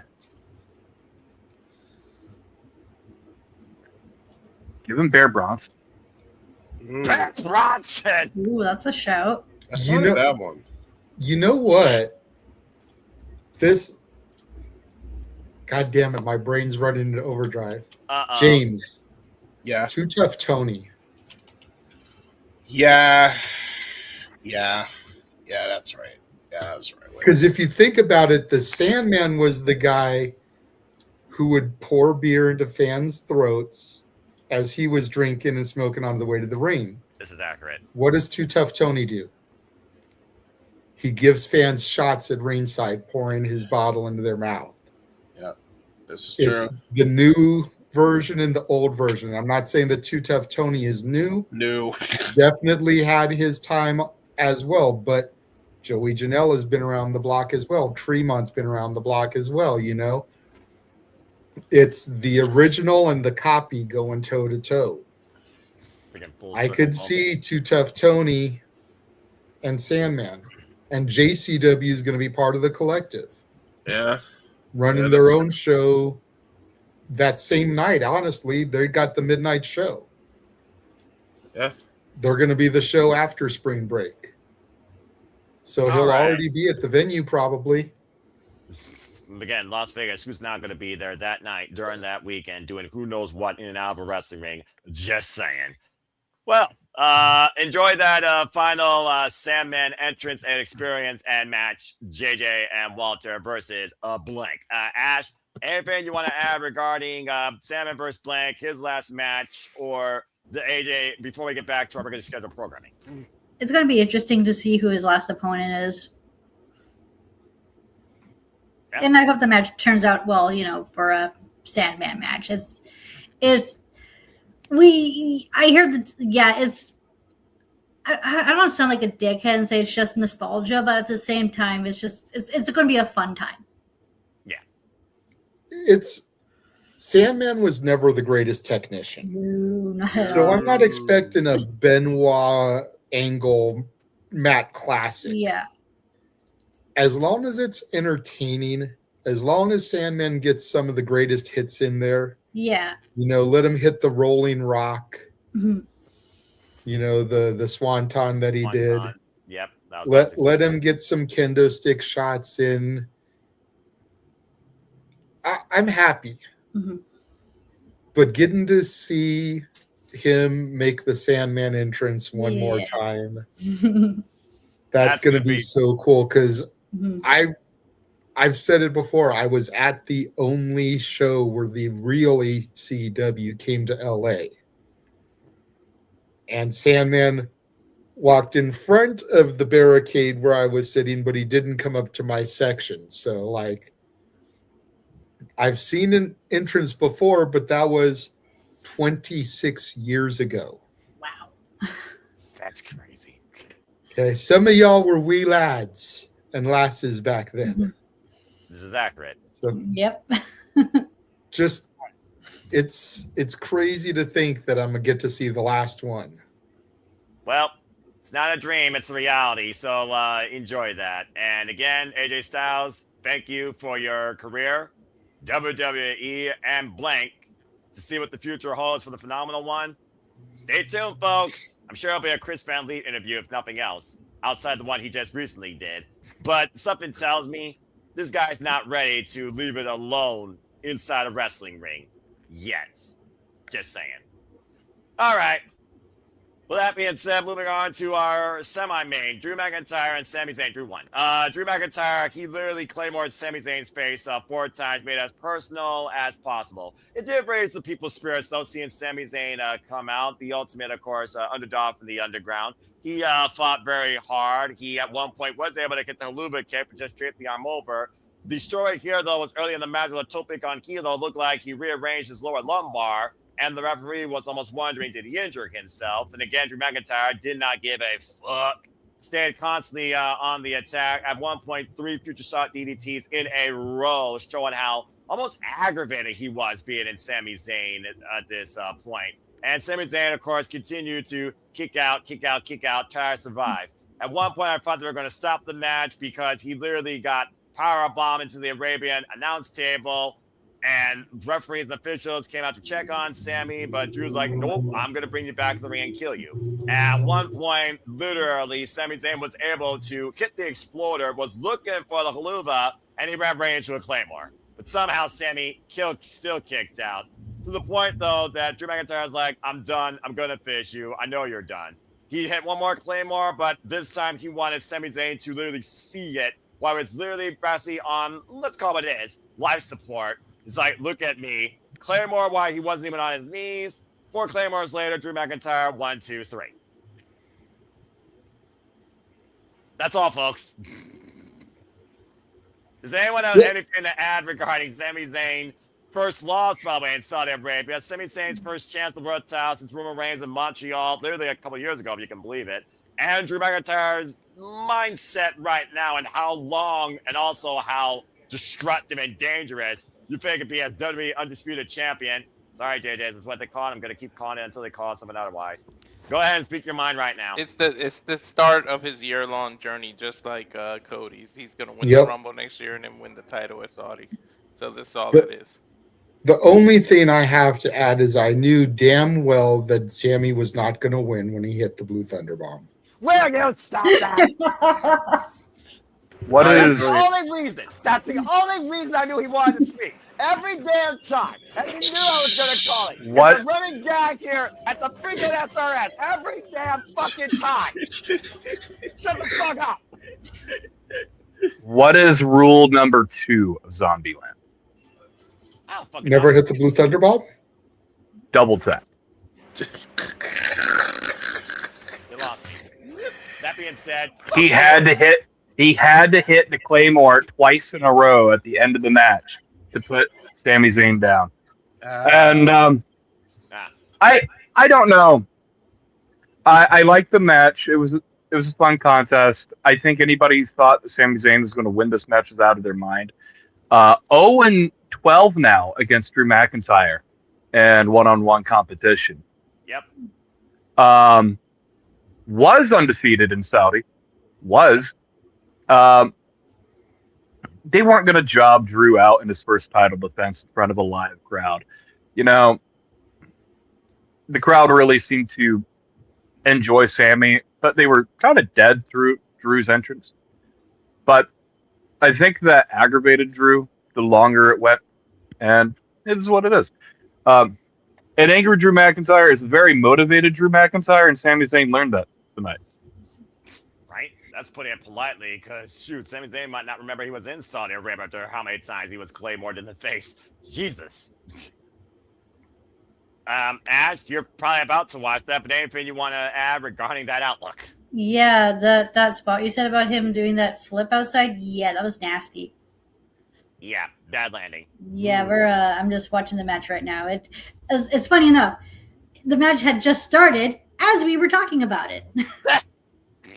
You got a commercial break for freaking GCW hype up while you were waiting for this match to start, and it was more effective than the 3-minute ESPN break. Go figure. All right, fair enough. James, anything you want to add? Do you really believe that Sami Zayn is going to win the title at Saudi Mania next year at this point? I hope, because otherwise, what the fuck are you keeping Sami Zayn around for? I'm gonna be honest. Like, don't waste him. If you actually are gonna put the title on him, fucking put the title on him there and then, and don't wait like you did with Cody. That's probably the best time you're gonna get, and probably the only time you're gonna get a chance to put the title on Sami Zayn, if I'm being honest. So yeah, just put it on him there. I hope so. We'll see. There are 2 other Saudi shows this year. Just letting everybody know, if you don't know, that was reported. That was confirmed in 2024. So Sami is going to have other opportunities more than likely before we get to the Rumble.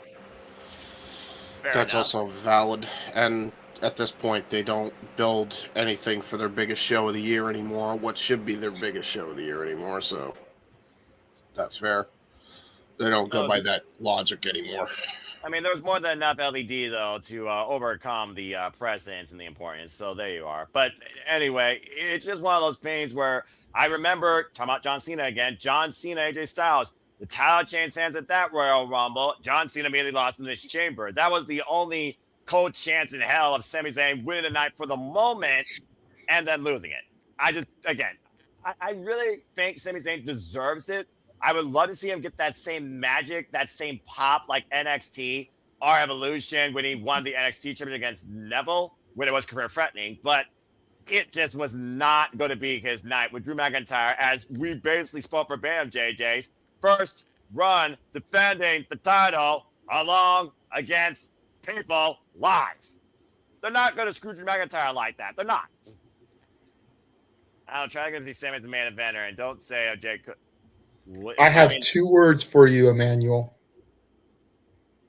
Mick Foley. Bang, bang. There were a lot of people that thought that Mankind couldn't be champion, wasn't going to be champion, couldn't cut it as champion. And Mankind, Mick Foley, by his own admission, knew he was never going to be the guy.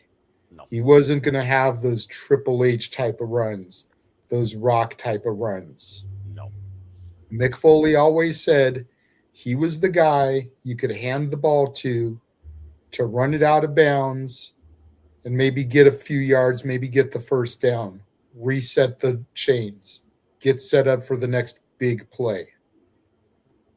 That's Sami Zayn. Accurate. To a T. Accurate. The lovable Muppet that nobody thought could be a champion, that can take the belt from somebody, carry it for a month, maybe 2, pass it on to the next guy that's ready. Accurate.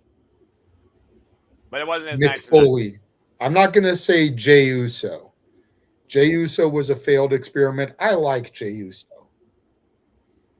But Jey Uso was a failed experiment. Mick Foley. And teleporting now in to the studio and the command center via the Morphin Grid, Datilla is here. There we What's go. up, everybody? I'm tired. And we're talking about the Royal Rumble. Just got done talking about Drew McIntyre versus Sami Zayn for the WWE Championships. Why don't you go ahead and add your own 2 cents towards that? If you watched that at all. Have you watched any of the Royal Rumble at all, Attila? There it is. Okay. What talk about the delay? I actually did watch the Royal Rumble, not live, but I did watch it. I did watch it. Okay. So Sami Zayn losing, kind of like how Drew McIntyre used to be always the bridesmaid, never the bride. I think his moment will come next year at WrestleMania 43. You know, so that's my take on the whole thing. What was that? All right. Walter, anything that you want to add regarding Sami Zayn and Drew McIntyre? We were talking about, again, is it harder being the champion, or is it harder chasing for the champion chip?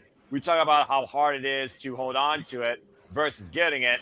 Based on what Drew McIntyre did tonight, what he's been saying on Saturday Night and SmackDown, he's literally willing to do anything to hold on to this, and I think he's going to hold on to it for long duration. But what do you think?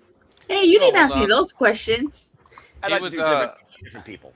He's gonna hold on to it for a while, and it is harder to keep it, because once you hear that 3 and you become the new champion, the hunter becomes the hunted, and you get a big ass target on your back.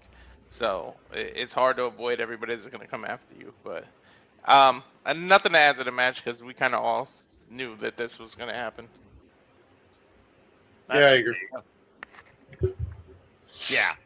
All right. Well, that being said, let's go ahead and get into the main event. That was, of course, the 30-man Royal Rumble match. And by the way, that Mark Nash guy got a weird energy to him when it comes to freaking ring announcing and introductions. But yeah, he seems all right. That being said, I like him better than I like Alicia Taylor, who tries too hard to be Samantha Irvin. I do agree about that, because this Nash guy actually has his own personality. He doesn't act like a Kimmel. He doesn't act like a Fink, but he does it like someone that might be a little bit hyperactive as a guy for this. Yeah, I don't know much about his background, but there's definitely a different take with his introductions, and I approve of it. Bring out your own personality. Don't be, somebody from the past. That being said, here is your men's Royal Rumble match. Obafemi was number 1 and ran roughshod against most of the opening field. I believe he had the most eliminations, make his debut. Braun Breaker, he beat Santino Morales' record, but he literally got curb stomped before he could get in the ring by a masked assailant, and he was screwed from the get-go. Wait. Repeat that? Braun Breaker, who was escorted by Paul Heyman, was on his way to the ring, but he got assaulted by a masked assailant in a hoodie, and then got curb stomped into the mat, thrown immediately into the ring, and Obafemi eliminated him in less than 5 seconds. So there goes Braun Breaker. Paul Heyman was absolutely in suspension of disbelief as the masked guy went out for the audience. I think pause right now as James' brain tries to recalibrate. I honestly think that masked person, like there's conspiracy that it could have been somebody that was in the Vision, or it was Seth. I really think it was Adam Pearce screwing him after everything that happened. Adam Pearce put on the mask, did that, made it look like it was Seth, and then jumped over the railing. I'm telling you, because look, he didn't jump over the railing like a spring chicken, all quick and running out like he's an active roster. There's a little hesitation there, and he kind of just slipped out. That might be Adam Pearce. And think about how much Heyman is saying, accusing him of keep screwing Braun Breaker. It's your fault. He came out number 2. It's your fault. This, that, and they keep blaming him. I really think Adam Pearce did this shit. All right. Look, you can give all the storyline excuses in the fucking world. This is gonna be my one bitch for the whole show that I've heard so far. Sorry. Gotta say this. Go for it. I don't care if it's Jesus fucking Christ that threw him over the top rope. It's Braun fucking Breaker. It's Braun Breaker. Mm-hmm. Accurate. Why in any fucking Because aspect fuck you, that's why. are you going to give him the Santino treatment? I can tell you one very big reason, Let James. finish. Then we'll go to JJ's pots. You done, JJ? You okay? I don't want to. Tranquilo, mi hermano. I can give you a very solid reason. You ready for this, James? It's going to make perfect sense to you when you hear this. Yeah. Everybody complains about how predictable WWE booking is. That was about the most unpredictable thing they could have done. With Braun Breaker, anyway. You had Everybody has been hyping Braun up as being the future of the business. Yep. And dude lasted 5 seconds in the Rumble. He got eliminated so quick, he didn't know what the fuck hit him. It was all the time he's clothesline over the top rope. It was the most unpredictable thing you could have done. sometimes And predictable. it threw is always everybody bad. for a curve. Noah, how many people picked Braun Breaker to be the winner as one of their picks?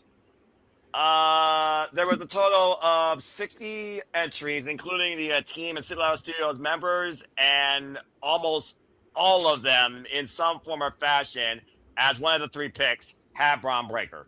Oh, no. So, as they say when it comes to like March Madness, virtually everybody's bracket was broken right out the jump. Yep.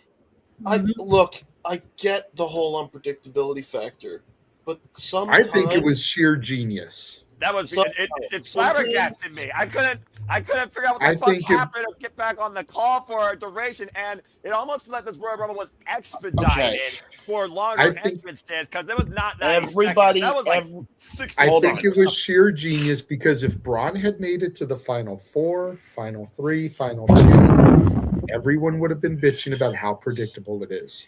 he is okay. I'm gonna counteract all of that, and sometimes predictable isn't a bad thing. I'm sorry. This guy is I agree. fucking Brock Lesnar. This isn't I like agree. this isn't a normal. This guy should be built as your next Brock Lesnar. This isn't a fucking normal fucking Joe Schmo from Kokomo. that Okay, you could but do this James- with. You could have done this with Bronson fucking Reed, dude.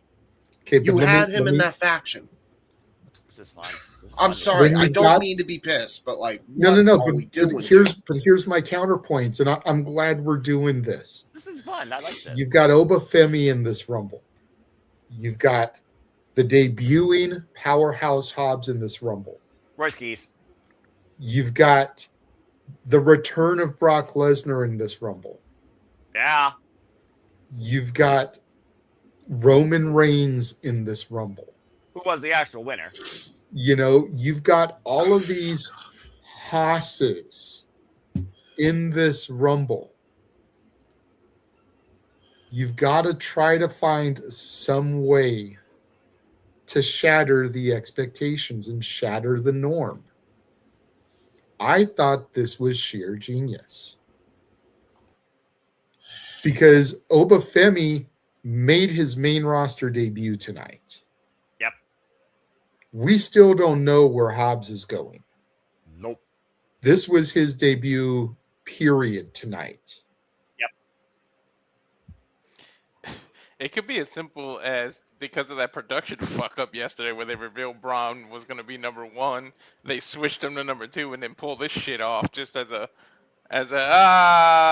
you know, because they got away with it because they fucked up and did a production. I don't know if you guys know, but on SmackDown during an entrance they fucked up and put Braun number 1 in the Royal Rumble. They fucked it up and actually showed the graphic. So And then during the I know I'm not the countdown, only one that's during the countdown, Aaron Ripp informed me, which threw me into a whole different tailspin on the predictions, and I literally reached out to everybody, including some of the people here that submitted the form, to update their first entrant. As Braun Breaker was not the number 1 entrant, he was number 2. Great. Now, I'm good now? gonna hijack this real quick because I want Ryan to speak on this. Okay, so we're both got the same idea. Because he's sitting very close to the camera. Like he's gonna wax poetic here. And I heard him speak a little bit in the spaces earlier. I think I could be wrong, but I think he might be leaning towards my side of things as far as the surprise factor here. Ladies and gentlemen, And the welcome to the predictability. Ryan, the floor is yours. SRS debate. Well, actually, I think how they did it was not great. I'm gonna be just to. I don't mind that he got took out. What I dislike is it's another masked man. We've done this angle quite a few times already, and I'm curious how many more times we're going to see this before the end of the calendar year. That said, this was not Braun Breaker's moment. Braun Breaker's already a guy, and he's going to, assuming he's healthy by WrestleMania. Braun Breaker has Seth Rollins at WrestleMania. All right, does not need a story in the Royal Rumble. All right, very simple. Obafemi was allowed the opportunity to really be showcased. That said, you also had, some interesting talents between Mr. Iguana making his Royal Rumble debut, for some comedic roles. El Grande Americano making his Royal Rumble debut. Also, El Grande Americano making his Royal Rumble debut.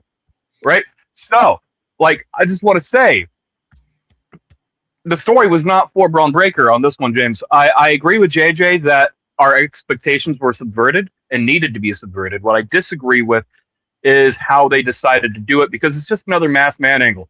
And if it is by some chance Adam Pearce, I'd be shocked, mainly because he grew a goatee really fast.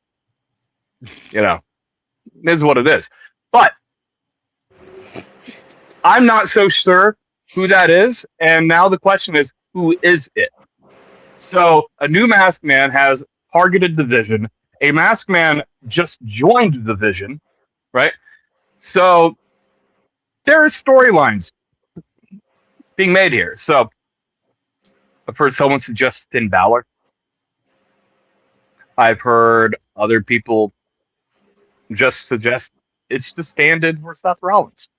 Seth Rollins wasn't supposed to be here, and Seth Rollins is nowhere near healthy as far as I'm aware.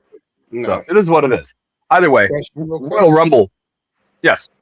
Does Evil have a goatee? Oh, God damn it. If Evil got that small, man, I'd be concerned. Like does he have like stage like 96 cancer? Okay, like I'm not that familiar with Evil. I'm not that familiar with Evil. That's why I asked the question. Okay. Whoa. I don't know height, weight, build, facial features. Evil's a bigger dude in terms of Okay. stomach. A huge dude. There's no way in hell that was him. But another masked man doing Seth Rollins mannerisms, attacking someone now in the division, while the last guy did it to attack other people. So I just either way, there you go. Right there. Get that off the screen. That is now sinister. Produce whoever did that. I did that because they saw it. You're lucky I don't take you off this feed. Continue, Ryan. We have the debut of the now known Royce Keys, and he had a pretty good showing in his own right. And Obafemi had a total of 5 eliminations, tying Glass Legend tonight as well for the most eliminations in the both Royal Rumbles. So it is what it is. At the end of the day, I like it when my expectations are subverted. The story was not about Braun Breaker.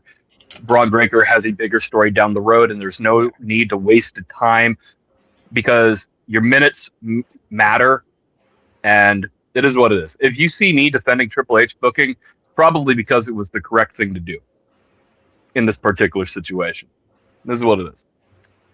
Yeah, I never said that I enjoyed the masked angle, but just was, championing for the fact that what they did with Braun, I felt was the right thing to do. Datilla. Yeah. Your thoughts on the men's rumble? About to say I didn't even go through. We're just talking about Braun Breaker, but fuck it, go for it. I was gonna say, like, we don't need to go through every entrant. Like, nah. The big thing here I felt was the Braun Breaker, the surprise entrance. I will be dipping out. Good night, everybody. Good night, Ryan. Bye, Ryan. Iguana. Layeska making his Rumble debut. The Battle of the Americanos, El Grande Americano and El Grande Original, as I call him. Fuck me. Which Noah was over here losing his shit over. It was the greatest thing ever. It's worth watching our coverage back just to watch Noah lose his shit. But go ahead, Nutella. I didn't finish watching the men's rumble, so I don't think I can comment specifically on the men's rumble. Okay. But I did see some of it, and I do have to agree. I'm like another mass ankle, like another one. So I don't know. I do agree with your point, GJ, that this wasn't Braun Breaker's time yet. But I don't know how I feel about another mass angle. It's like we just got it done with Austin Theory, so now they're redoing it again. Yeah, that was great pressure, right? Pressure is so low that a freaking slow cooker has more pressure than that guy. Well, I think it's a little bit ironic. And while I agree that the masked angle doesn't need to be done, the last time it was done, the masked man helped the Vision. And this time, the masked man seemed to target the Vision. So I do find that a little bit ironic. You know, almost like using their own tactics against them, which is why I'm a little intrigued to see where this goes. My money's still on Seth at this point, because Seth was wiped out by this revision. It has to be Seth friggin' Rollins. What if the masked man was Austin Theory? I mean, he did come out later, but again, the jury is out. Other things, though, I mean, you saw Drew McIntyre cost Cody Rhodes with a Claymore on the side of the head. He tried to skin the cat. Jacob Fatu and freaking Cody Rhodes brawled in and out of the ring again.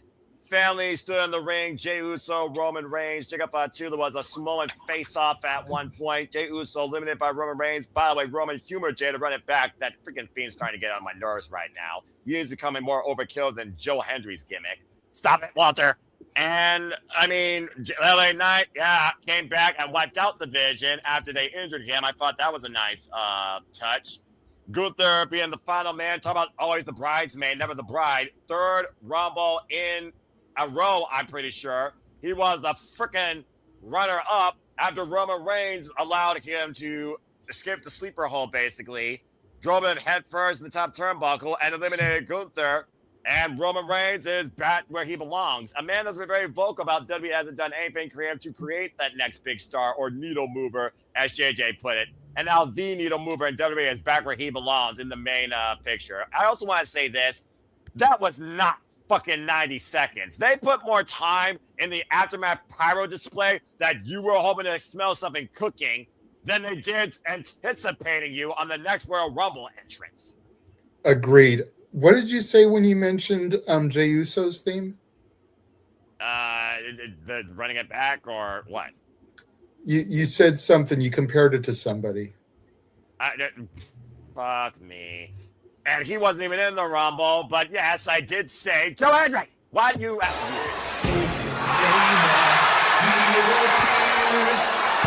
believe in Joe Hendry.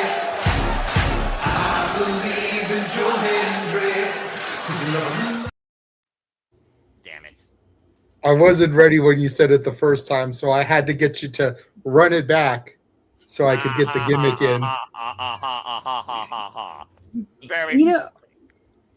Very, very freaking funny. La Parka threw me off. He was the farthest thing from my mind. They did tease a tiny bit of Brock Lesnar and Obafemi, but the only thing you got out of it was Brock Lesnar suplexed Obafemi.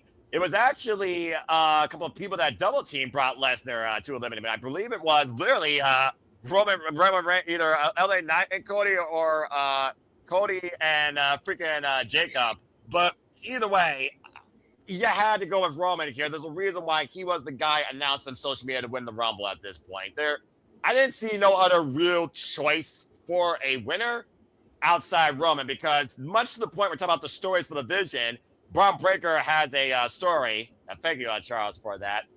What's Roman Reigns got right now? No bloodline, no wise man, no championship. So there you go.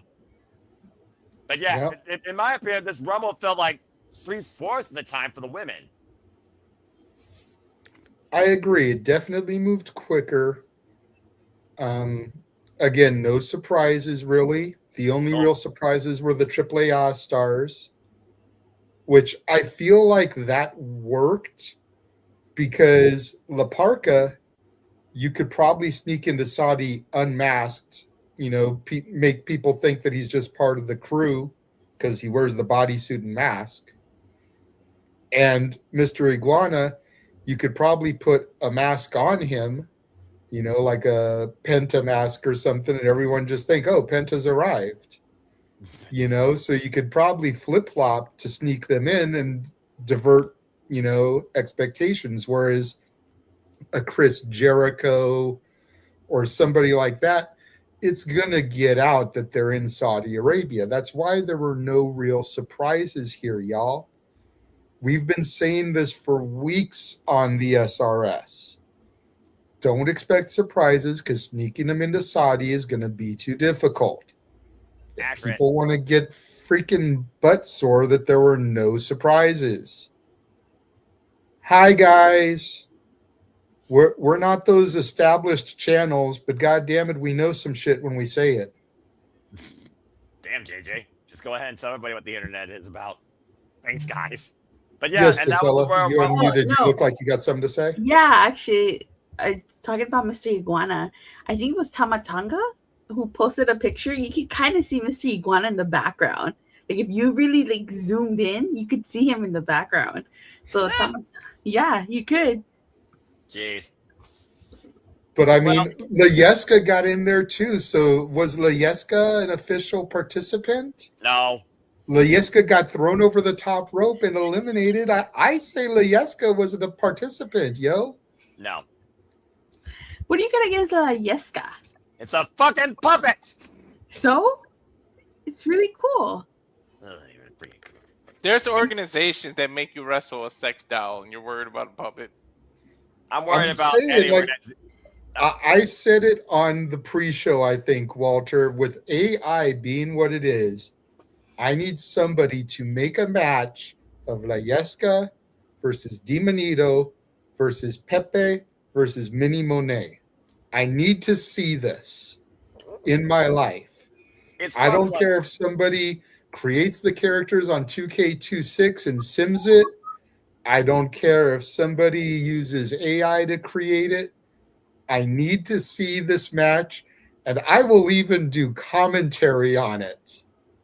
Post it up for my members only section. I will get Noah to join me doing the commentary. Hell, y'all that are creating it, have the winner win with a blue thunder bomb. Then we'll get Noah off. Just saying. So damn close. I don't give a fucking piece of the host. I'm so damn fucking close to cutting him off this. Noah, can I say something about the women's rumble? Because like I actually did see the women's rumble. Oh yeah, absolutely. So it was the better rumble in my opinion. Go for it. So I'm really happy with Morgan won. I felt like, coming in second a few times already, like she needed to win this. And I'm curious to see what's in store for the Judgment Day because she did betray Raquel Rodriguez. See. And then all the women with I don't know how to explain it, the Power Rangers video that they did before the rumble that Jordy Grace posted, which I thought was really, really cool. And I know you were having your moment. Becky Lynch looking like the Beast Morpher, Gold Beast Morpher. I know you talked about it earlier. As far as surprises, there really isn't anybody left that you could choose. I mean, the only person I could think of, maybe Paige, People were holding out for Saraya. That is fair. Yeah, Paige or Gail Kim, because she hasn't been in a Rumble. So maybe them, but I can't think of anybody else. I would say Tara, but she's a legend now on the Legends contract, so I can't remember the last time she had a match. Exactly. Yeah. I think the last time she had a match was her last Rumble appearance. I believe you're correct, and it was as Victoria in the pandemic. Yeah. Well, I guess maybe the Iconics. Would have been another surprise. You know what? Since they did just finish with TNA. That actually would have worked here because the Women's Rumble actually previewed what is the 8th incarnation, it seems, of their women's tag division. And for once, they actually might have some depth. Well, anyway. That was the Royal Rumble, and you also saw Riyadh Skyline blow up more than a freaking... not going there. Basically, they put more actual into the fireworks display post-show than they did in the Men's Royal Rumble, in my opinion. Yeah, Statboy even said that firework display put Disney to shame. And that was the Royal Rumble. So, all right. Walter, closing thoughts? As a good Rumble. Watch the men's. I like the Rumble. You had a mix of surprises with the men's one. I don't mind what they did to Braun because, like JJ said, they predictability. They said, haha, you thought you knew it was gonna happen. So I just wanted Braun and Brock Lesnar and Oba to touch, and they teased that for a little bit. They touched a little bit. That's a WrestleMania match waiting to happen. Oba knows what a suplex feels like by the Beast Incarnate. Probably sucked. Yeah, it sucked big time. See, unfortunately, we may never get that match, though, because I doubt it would be this year, and SummerSlam is rumored to be Brock's final match. And we all know who's rumored to face him at this point, right? The Ring General. The career killer who now has a hat trick of careers killed. Yeah. So, and then Gunther coming out number 30. I legit thought he had a great chance of winning. Like the way they did that, they gave you 2 repeat winners and 2 people that have never won as the final 4, and they made it. They did it really well. So Gunther had a troubled knee. So I really feel like Gunther may pull. He's got to win the Rumble at least once. Maybe he'll do the Liv Morgan thing, but I really think next year is Sammy's year. But we'll see. I like the Rumble. This is one of the best Rumbles in a long time. I agree. At least in the 2010s. That I will agree with as well. And the final 4 was Logan Paul, Randy Orton, Gunther, and Roman Reigns, which was not the final 4 I was thinking I was going to see in the Rumble this year. The last person to hold up in the division was Logan Paul, of all people. Go figure. Ash? Which means it could have been him to attack Braun. You never know. I think the Masked Man was a little shorter than the ever so lanky Maverick. Again, I'm still holding out for Seth freaking Rollins because if WWE is all about continuity and storytelling, let's not forget Seth freaking Rollins was wiped out by the division via spears and tsunamis. Just saying. Braun Breaker, the first person brought in the division by Seth Rollins. Seth Rollins attacking the man that took him out of his vision. Sounds like long-term storytelling to me, and sounds like a WrestleMania match waiting to happen. That being said, we know Cody Rhodes isn't involved right now. Congratulations, Ash. Your politician is still out of office. Face to Drew McIntyre, Claymore in the side of his head. Whether he or Jacob 2 actually have their match at WrestleMania, who the heck knows? So, based on the outlook so far, as you're going to get ready to watch it, what do you think? I watched the first bits of the Royal Rumble. Oba Femi looked really good, like eliminating fools left and right, as he should, because he's the destroyer, the ruler. The Braun Breaker getting eliminated as quickly as he did, that was surprising. I was like, oh, okay, I was not expecting that. This is a story beat. I wonder how this is going to play out. This could possibly lead to WrestleMania. Cool. Only way to find out is tune into Monday Night Raw. So, yeah, that's going to be fun watching with my mom. That's what my mom and I have been doing for the past couple weeks now. We've been watching Monday Night Raw together because I've been off Mondays. So, nice. There you go. That's one way to watch stuff together as fans, whether casual or hardcore, or re-engage a fan or bring in a new fan. So, I approve of that, but still. Yeah. WWE matches on YouTube saves me the following day. I'm kind of mixed towards Roman Reigns winning because, yeah, it's the safe pick, but at the same time, who else do they have that they could have won the Rumble and make storylines out of for the title?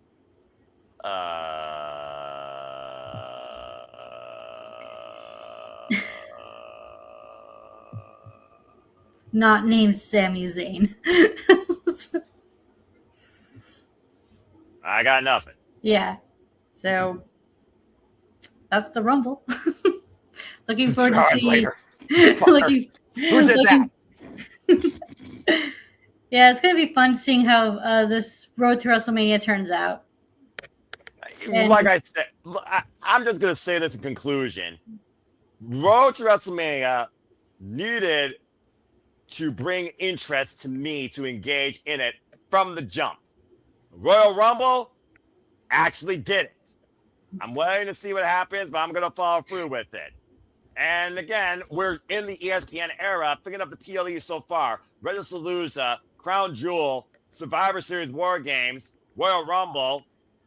Between Crown Jewel and Royal Rumble might have slightly surpassed it considering that unpredictability that we saw tonight, and we're setting up 2 marquee championship matches right now on the grandest stage of them all. Good stuff overall. It was a weird show, but it still was a noteworthy show, and I don't have necessarily any, regrets calling it. Although I will say this, the Braun Breaker thing, JJ, me, Walter, Statboy, ad nauseum, were so fucking confused as the clock freaking count down every 60 damn seconds practically. I wasn't able to get back on track till probably the 6th damn entrance. Yeah. That was the biggest what the fuck I've seen in a long time by WWE, so great job with that. To your point, he eliminated Braun, Solo, Ray, Rusev in order. And Cardona, I think, was part of that as well. Good grief. Also, the Grande stuff. Just stop it. Stop it. Stop it. That was great. God bless it. Anyway. Well, we'll see what's next for Cody or in Fatu. Does Brock Lesnar show up still for WrestleMania? Do we get Seth before the Elimination Chamber? What the fuck happens next? Folks, stay tuned. That's the Royal Rumble. Noah might protest that match, Charles. JJ, take control of your show and go to a commercial break before I have an aneurysm. Damn it. Well, we have one more show to discuss. Briefly. What show is that? The GCW show from tonight. Oh. I'm not going to say too much about it because James isn't on the air here to cover it with me. I'll just say that, Noah kind of correctly, kind of incorrectly referred to it as a house show card since there's no titles on the line.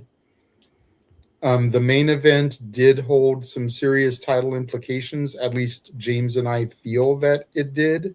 You were hoping it would. We'll see what happens, what Brett Lauderdale does going forward, because it was the GCW champion and ultraviolet champion taking on the team of Bear Dozer, Bear Bronson, and Matt Tremont. The way me and James were looking at it, just a second, I see your hand up. The way James and I were looking at it was that if either Tremont or Bear got a pin over Atticus or Otis, that person would probably be in line for a title shot at a future date. And if Atticus and Otis got a pin over Bear Dozer, they would probably be in line for a tag title shot over Busta and the Brain at a later date. Potentially turning Vandal 48 into the 2-man power trip. Unfortunately, we don't know what will happen as of yet, as it did turn into a 6-man. So that match will be thrown out of the prediction league. That's right. As cousin Coger, Christian Napier, got involved as Vandal 48 attacked both Tremont and Bear Bronson during the entrance.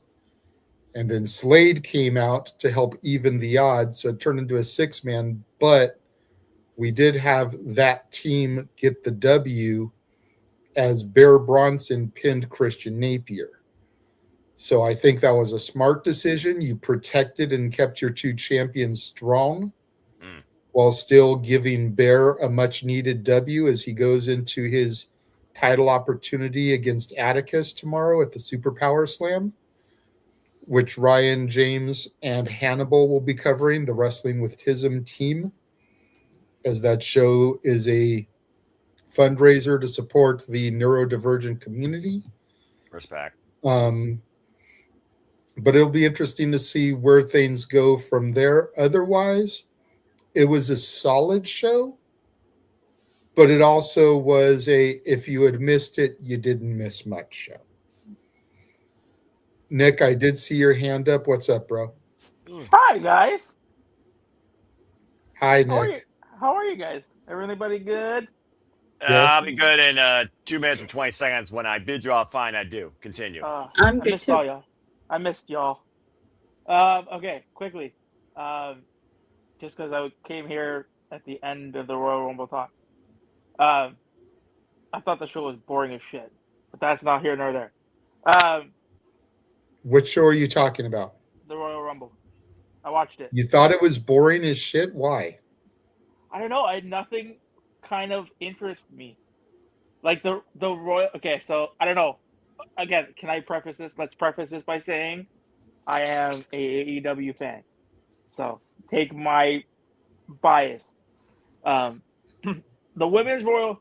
I don't know. I just thought both Royal Rumble matches. It felt so much longer, and I felt like nothing of importance, at least to me. Like I didn't see. I was just watching, and I'm like, oh, okay. Can we get this on with? Like, you know what I mean? I kind of was just hoping for the end for both matches. I don't know what you mean, because the rest of us were thoroughly entertained by the matches, and especially the women's match. Yeah, no, I don't know. But see, like, I really enjoyed the Gunther Styles match. I don't know. I'm weird. I'm just a weirdo. I don't know. I just thought was bored of the show. The only thing, like I said, that interested me was the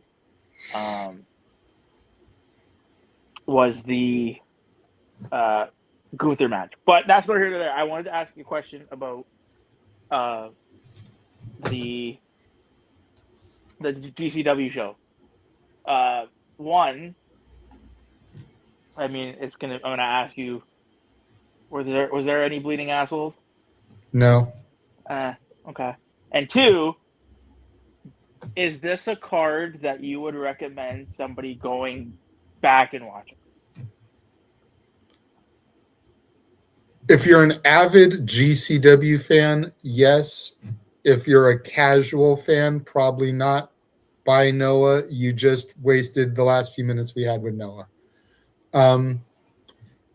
If you're just a casual fan or you're just trying to get into GCW, probably not, unless you're not a huge fan of the hardcore, as there really wasn't any blood or violence.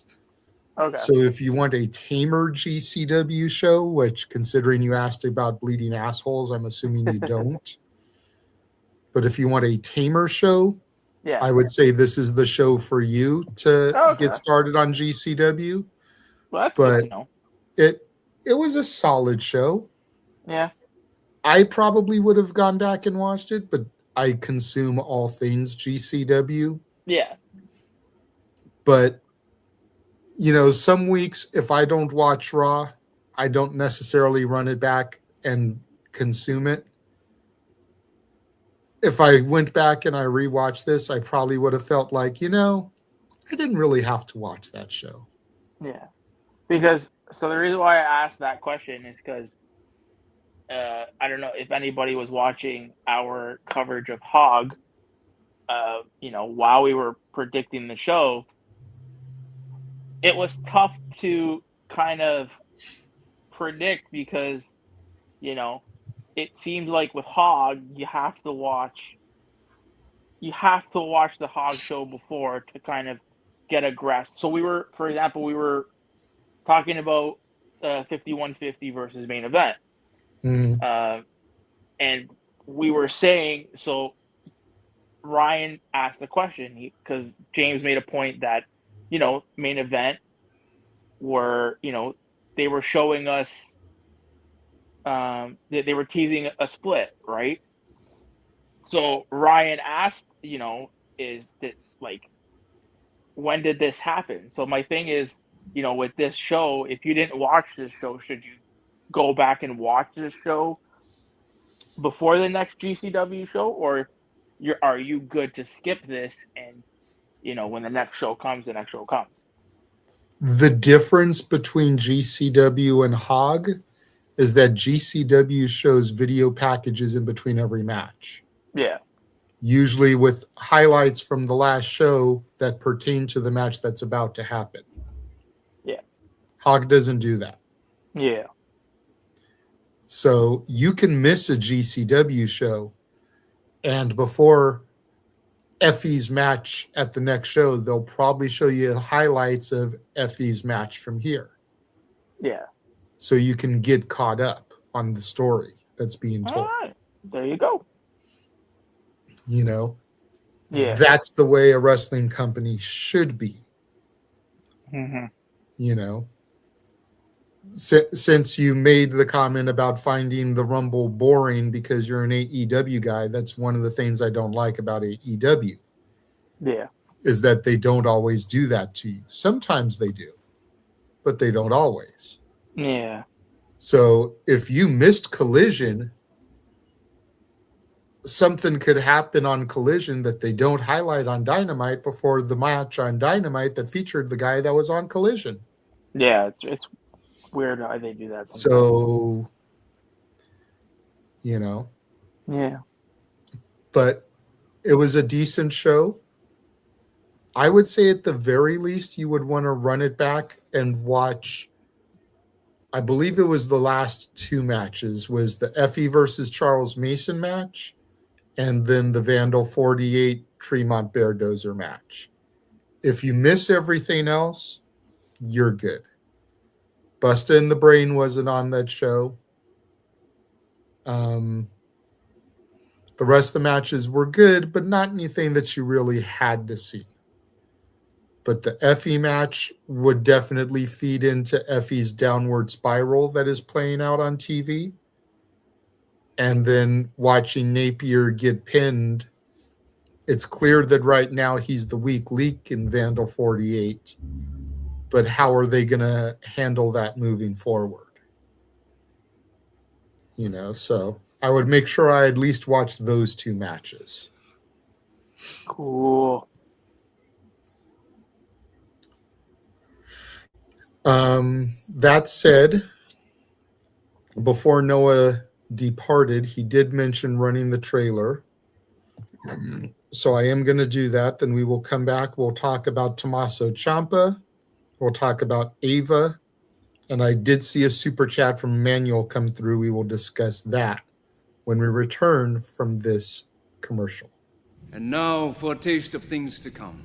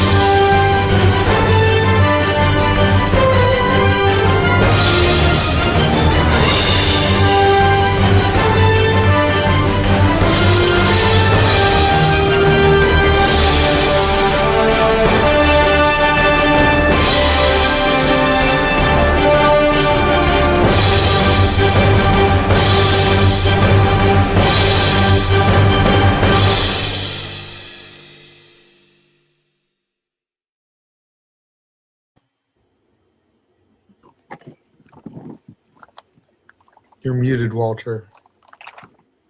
All the professional wrestling and botch. Everybody is freaking an icon. I'm going to join the trend.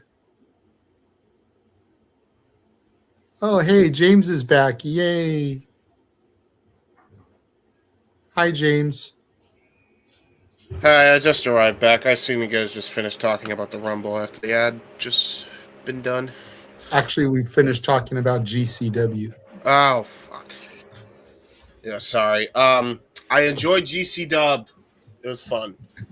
I basically told Nick, I was like, it was a good show, but it was the type of show that if you missed it, you didn't really have to run it back. Yeah. Nothing major happened. It was a team show. Just watch the last two matches, Effie versus Mason and the Vandals, Beardozer, and you're good to go. Yeah, I agree. So I will get to the super chat first. Emmanuel says, WrestleMania card predictions at this point in your opinion. Well, I think Liv is going to go after the winner of Stephanie and Raquel. I think that Roman is going to go after Punk. I think that we're going to get Maxine and Natty. And I think we're going to get a battle of the Americanos. So far, I would book those matches. And possibly Finn versus Dom if Dom is healthy and back. Because if you think about it, all of this tension really started last year when Dom pinned Finn to become IC champ. Good catch. That's exactly how it was. Yeah, that's how Dom's first IC title run started before picking up where he left off by being John Cena when John Cena became Grand Slam champion. Mm-hmm. So those matches are the ones that I would book based off of what's going on right now. And we'll probably have Becky and AJ. That's probably a shoo-in.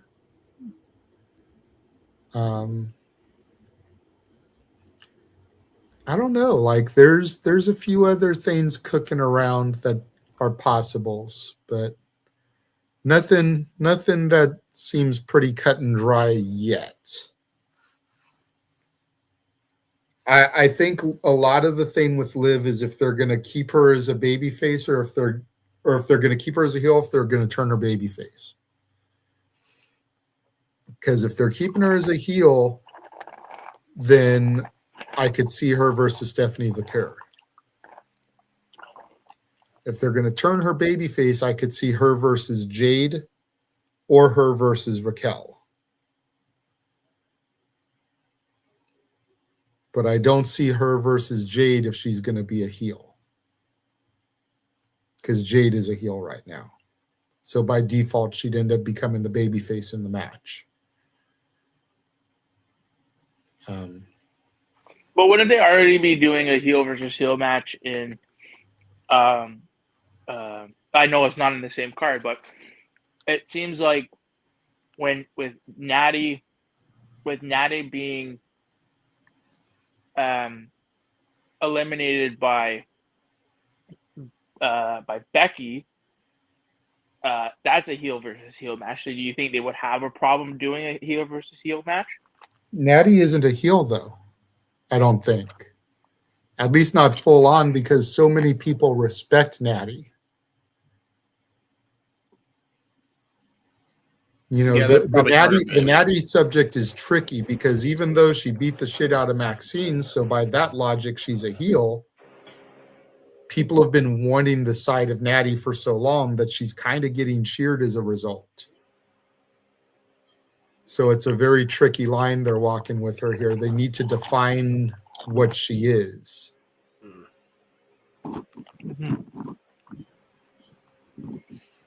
Yeah, I don't know, man. Like, for me, I feel like they're going to cheer her because, like, at the end of the day, she is so respected and they love this presentation of her. It's like the first time that she's been taken seriously in God knows how long. Yeah. And whether she fights Maxine at Mania or she dethrones Becky for the IC title at Mania, she's going to get a babyface pop. Yep, 100%.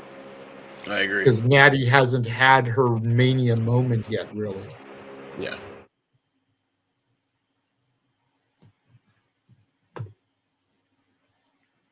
So, all right. So, the other topics for the week, Tomasso Ciampa made his debut in AEW on Dynamite. And spoiler alert for those that did not watch Collision yet, he is your new TNT champion. Let's fucking Dude, Here's I'm my so problem stoked. with this. I Here's am my so problem stoked. with this. Is that it's an ex-WWE guy who debuts on Wednesday and is belted up like 3 days later.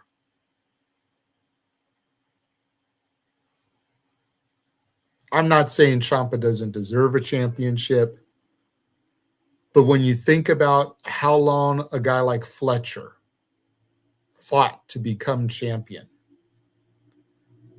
and Ciampa's getting belted up in like 3 days.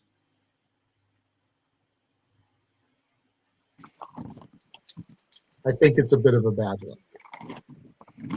At least wait until Revolution develops. Let him have some matches. Let him win some contendership. Don't just put the belt on the shiny new toy. That's my issue with it. Go ahead, James.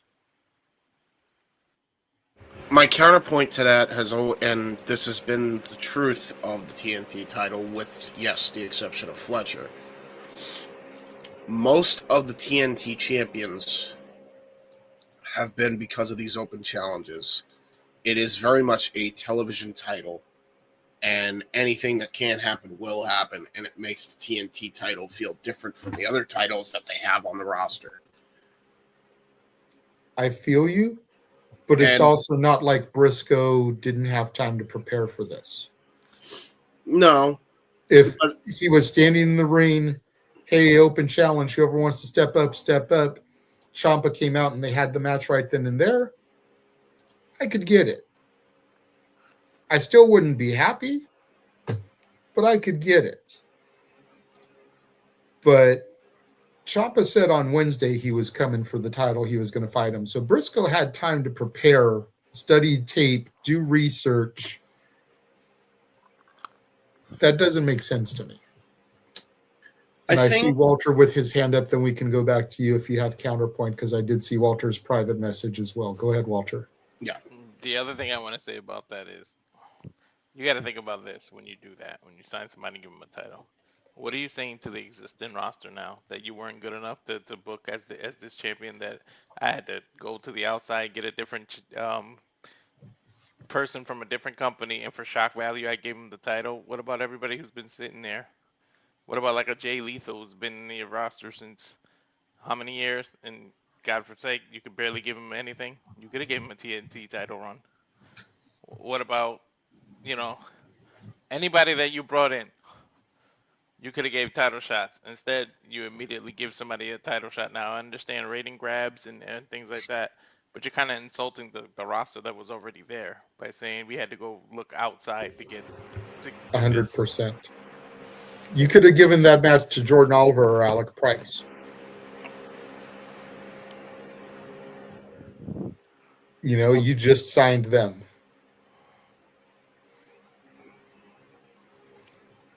And they're coming from the independents. So there's probably not as much video footage for Briscoe to study as there is for Tomasso Ciampa. So it would have been a little bit more believable. This is me with this, because I feel like people always forget that things happen for a reason. Everybody's journey is different. Everybody wants different things. Like, we got to remember when, like, Jay Lethal, like, all due respect, I'm sorry, he's such a bad example. It's not like he did nothing. He was with Jeff Jarrett, and they were, like, doing this awesome tag run in AEW, which we were all memeing on. Yes, granted, they never won the titles, but he was still a prominent fixture when he was with Double J, and they were Triple J, right? It was really, really fun, that whole run. And mainly, he's just kind of being an agent, kind of a backstage agent role right now, and he's perfectly content with that. We don't know if Jay Lethal has, like, super aspirations of, holding singles gold in AEW, like a Samoa Joe did. That's fair. Right? Like a Tomasso Ciampa did when he came in. And to be totally valid to him as well, he does have history in a company that Tony Khan also owns. So, yes, he is a former WWE guy, but he was Ring of Honor long before he was NXT. I get that, but I'm just going to say it like this. And I saw the private chat. Nick has his hand up. I'm going to make this statement, and I'm going to throw it to Nick. If and when Powerhouse Hobbs gets the IC, US, or North American Championship by Elimination Chamber, I don't want to hear a fucking word. To be honest, I wouldn't even complain about that either. Because But that's he actually would have been in the company longer than Ciampa before he got a belt. Yep. But my could give him point a being belt is that even though you may not say something, you know there's people out there that will. Oh, Hobbs went over and they belted up the ex-AEW guy just as a middle finger to Tony Khan. Yeah. What are they doing? They just belted up Ciampa as a middle finger to Triple H. So I want to see the same energy if Hobbs gets a championship quickly. That's all I'm asking. Go ahead, Nick. I can go back to you, but I did say I was going to make that point, and I was going to go to Nick because I saw his hand. If James wants to make this point, he can go ahead. Yeah, I'll be quick, and then you can go. I just wanted to state this, right? The difference is that there's a lot of intrigue with Ciampa as a singles champion again, especially with the performance. Nobody can deny me that his performance didn't show that he is deserving, in my opinion. And I'm really looking forward to him possibly challenging a Macklin when he comes up here. I want to see all three of those motherfuckers tear each other up in a triple threat. See, and That's me. That's where I have to dispute you, and that's why I wanted to let Nick go, and I didn't want to go back to you because now I have to rebuttal you. That's okay, JJ. Go ahead. There is no difference. Hobbs has been stuck as a member of a stable and a trio. He hasn't been a single star for so damn long either. I when agree. he was a single star, Tony didn't know how to book a big man. No. There is no difference. There is no difference. I agree with you. I'm just pointing out. You just said the difference is that there's intrigue in Ciampa being a single star again. There is no difference. That's the point I'm making. Yeah, there's a bit of difference. No. To be fair, Hobbs has been carried as kind of a faction member and not necessarily his own man. This is the first Through time no fault of his own, though. Right. This is going to be the first time he's going to be his own guy, kind of.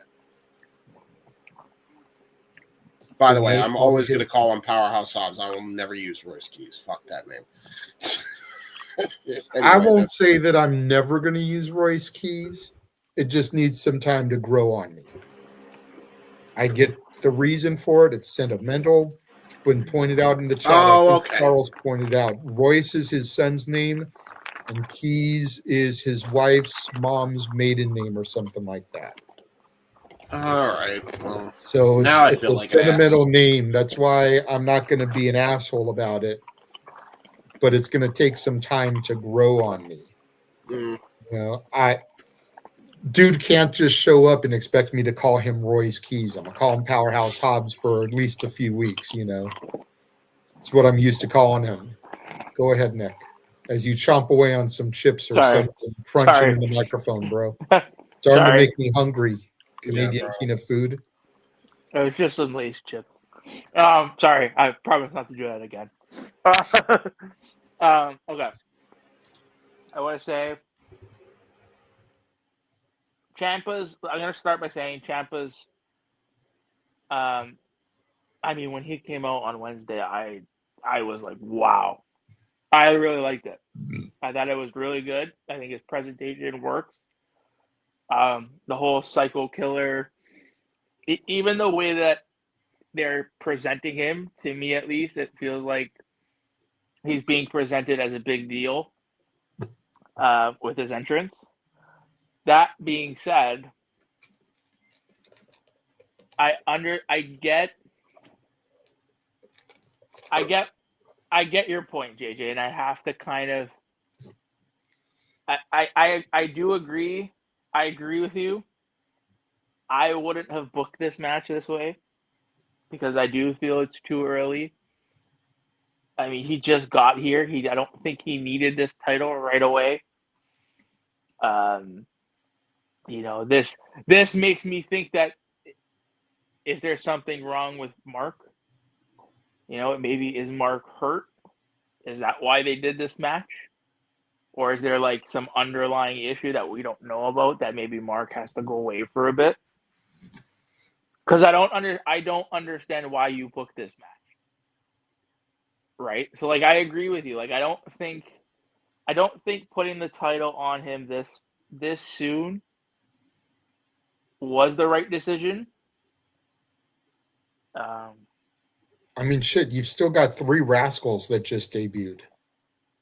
Yeah, and I mean, I think they are going to get the trios titles. I think they're going to get them at Revolution. Yeah, I'm torn because it's great that he got the TNT title. Again, like I said, maybe who knows? Like we don't know what's going on behind the scenes. So again, maybe there's something going on with Mark that we don't know about that he needs to get done. Maybe he needs to go for surgery, right? Maybe there's some, we don't know. So I agree with your point. This could now, because, I mean, spoiler alert, he won the TNT title. And what did we see after he won the TNT title? We saw Kyle come out, right? I was going to say, I don't know. I was on the other call. Yeah. I just know that he won the belt. So after he won it, Kyle came onto the ramp. So, I mean, it's like you said, maybe they're, and if this is the case and Kyle is his first feud, I would hope that they use this as a vehicle to tell his first story. Like you said, what is this? You're just coming into the company and you're handed the title when I had to scratch and claw my way to get this title. Like, you know what I mean? Like they can use this as a story, but I do agree with you. I think belting him was a little bit too early. I mean, the way I would have done it is I would have had a fuck finish, right? Like I would have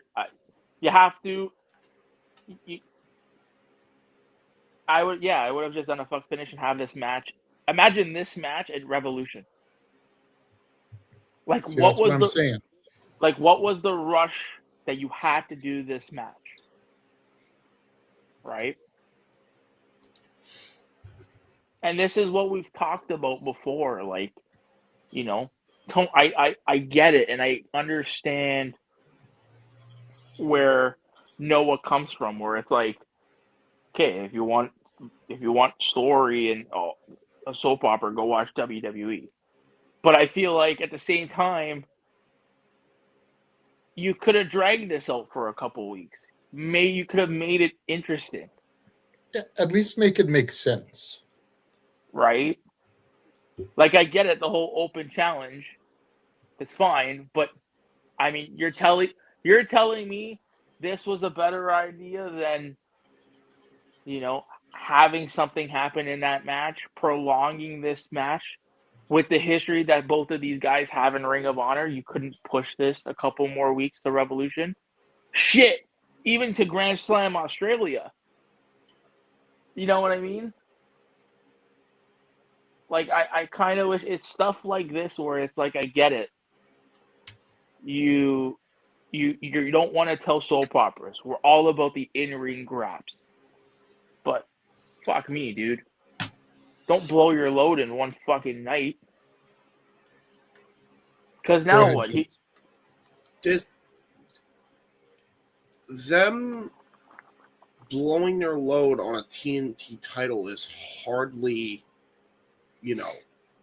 I mean, weird choice of phrase here, right? But like, it's typical for that belt, though. Like, do we need to go over the title history to prove that point? You know what I mean? Like, if it was any other championship, I'd be with you guys 100%. But it's the TNT title. It's always been a hot potato belt. Even when there was like long reigns, like what was the longest span? Like over 100 days, maybe 150 days or something like that. It wasn't that long compared to every other title lineage in AEW. JJ, may I counterpoint when he's done? Yeah. Sorry, James. I'm going to counterpoint you when you're done. Well, yeah, you can counterpoint. Go ahead. Now that Tomasso Ciampa is now that he's the champion after 1 week, why do I care about watching Collision? I just saw it. What does it matter now? For the record, 186 days is the record from Darby Allin. Right. Now that Tomasso has won this belt, what is going to now hook me to watch Collision next week? Or watch anything that has to do with his reign? This is where I feel like we're just expecting disappointment when we don't know yet. We don't know one way or the other they're going to do this right. Because for all we know, it could be the longest run. It could be one of the shorter ones. I don't know yet. But I do know that there's a lot of potential for Tomasso Ciampa as the champion. He's already got that deal with Kyle Fletcher. He's got a feud that it's totally built in with Mark Briscoe there. You have a potential of Steve Macklin coming in, challenging him for the title. You have a triple threat. Don't get me excited about bringing more people into this goddamn company. I am. Hey, listen, I've been happy with the people that Tony's brought in. All right, I am not complaining one bit. But for the record, Mark only held the title for 70 days. Right, and so the a little over 2 months. And the reality is, Mark has outgrown the TNT title at this point. He didn't need that long of a reign. The chase was the draw for him, and he got the title. He didn't need that long of a reign with the TNT title. He should be on his way eventually to bigger and better things. He shouldn't need to stay in the TNT title division. You have so many guys, to your guys' point, that are chomping at the bit to get that title opportunity in the TNT division. You got so many single stars, young, old, and everywhere in between that need that spot more than Mark Briscoe does right now. That's just facts. He needs international title. He needs world fucking title. I'll fucking say it. But what did Ciampa do to deserve that shot? Right place, right time. That's it. It wasn't necessarily anything he did. It was just the lay of the land. Okay. You know, I'm going to time this out real quick. I'm going to go to Ash and see what she thinks about it, because she's been awful quiet, because she's kind of just been letting us go back and forth. She's probably heard a lot of conversation about this. Miss you, Ash, my Canadian friend. Hey, Nick, I was about to say, if you guys still have your thoughts, finish up, because I'm enjoying this debate. I'll say my piece when y'all are done.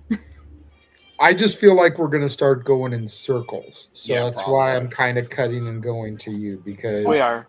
I feel like the three of us are just going to keep saying the same things. Okay, so I have mixed thoughts on this. Okay. Because on the one hand, yeah, it's a little too early for Ciampa to win the title. But at the same time, it's for shock value. You want to get eyeballs. You want to get people talking about the product, and what better way than to do a shock title win. But the thing I'm concerned is, yeah, he has the title, but what's the purpose other than the shock value? Because when he won the title, Kyle Fletcher came out and was like, okay, we're setting up a match for Grand Slam Australia, which is we got Fletcher versus possibly Ciampa, which is most likely to happen. I could be wrong on that front. And it's at that point where I'm going to think, okay, well, if they have Ciampa be transitional, it's not going to be that good of a look. Although, yes, sure, the TNT title has been hot potato. But if you look at the runs as of lately, they have been like pretty solid. Like most of them actually have been proper title runs. It's not as like juggled back and forth like it used to was during its inception. They're like trying to make it like a proper title. Yes, it's a TV title in which it's defended weekly, but the reigns have been pretty decent, and they've gotten some like good stories out of it. Like, for example, like you did with Mark Briscoe. But for Mark Briscoe's case, it wasn't so much about the title as it was him finally getting a one-up on Kyle Fletcher. It's like Fletcher needs that title more than Mark Briscoe does, because unlike Fletcher, Briscoe actually has been slotted in the main event scene, has been tangled with main eventers, whereas Kyle Fletcher, on the other hand, only had that one match, and that was it. So, because who knows, maybe Tomasso Ciampa does actually retain at Grand Slam. I just want this run for Ciampa to have a decent, like not too short, but not too lengthy, where it doesn't come across as, oh, we're giving him this title just because of a shock win to transition it back to Kyle Fletcher. I have my hand up whenever she's done. Yeah, to Ash's point, if Ciampa is only going to hold it to move the belt to Fletcher in 14 days, what's the point of giving it to him?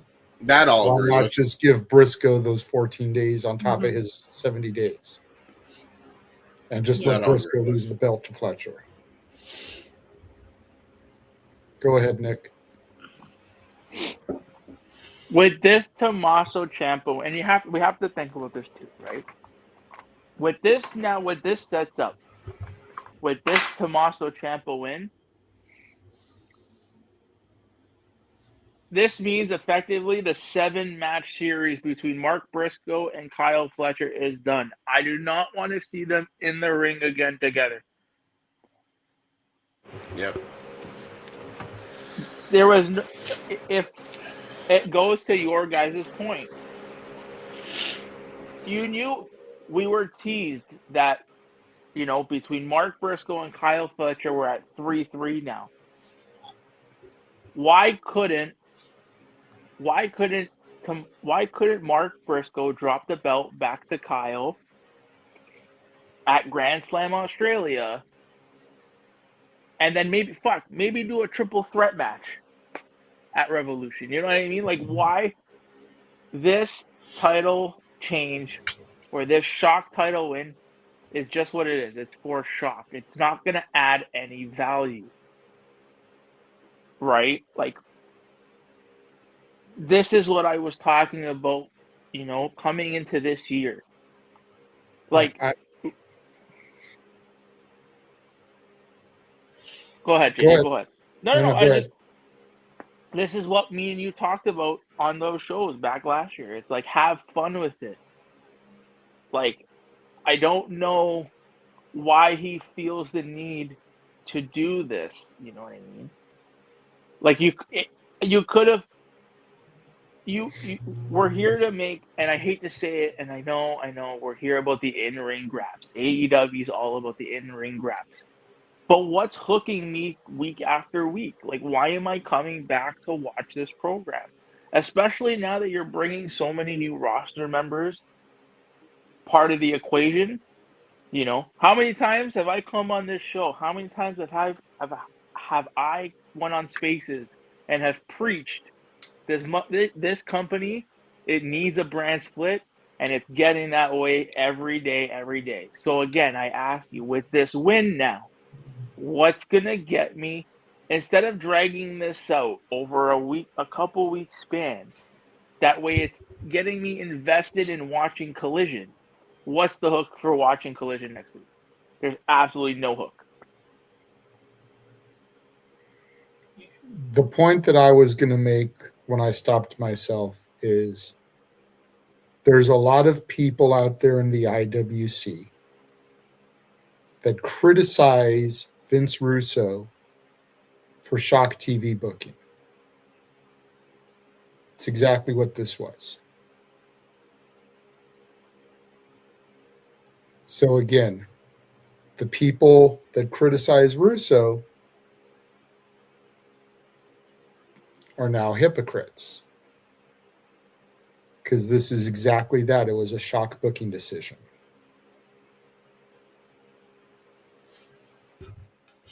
To be fair, it was also, for the TNT title especially, it was the first Shock booking that they've done in a while. It wasn't like when Vince did it, where it was every week was a Shock angle, and then it's like, oh, another swerve. You know what I mean? I get you. Like, that's but why it's still a Shock decision. I think frequency over what is like frequency over what is actually happening in the moment per se. Like, yes, Shock booking. Tony Khan did a Shock booking. Vince Russo was known for overusing that, much like he did on a pole matches. Remember in GCW, YDMP had a pole match, and I dreaded it. And then we thought about it. It's like, actually, it's been a while since we've seen a pole match. And then they did the pole match, and it turned out we fucking loved it, right? It's because it was so long since we've seen one that it actually felt fucking fresh again. It's kind of this. You know what I mean? Like, it wasn't... Tony didn't just change the belt willy-nilly like 50 fucking times up to this point. I think it was twice with the TNT title. I think that's the biggest difference. It's not... I don't think that's a fair comparison, is to compare it to Russo, when Russo was just... He overused all his tropes. Like, let's be honest about it, right? Like, he had great things in a vacuum as so long as you could tame them. But when he kept overusing them is where he kept making the mistakes. That's not really what this is. I don't think that's fair. That's just me. And if WWE were to do something similar and, like, you know, they give Powerhouse Hobbs, like, the U.S. title, like, say, Monday Night Raw this week, I'd say the same fucking thing. Well, the U.S. title's on SmackDown, so it would at least be until then. But right. Raw, whatever. Raw has the IC mid-card title. belt. Yeah, Raw has the IC title. If you won the IC title on Raw, if you won the U.S. title on SmackDown, I'd say the same damn thing. It's like, okay, Shock title, whatever. But at the same time, See, I feel like you're honest enough that you would say the same thing. My problem is there's people out there that... Who wouldn't, yeah. Yeah. Yeah, they wouldn't. That's why I'm saying keep the energy up. For anybody out there that's okay with this, you need to be okay with it when it happens on the other side of the fence.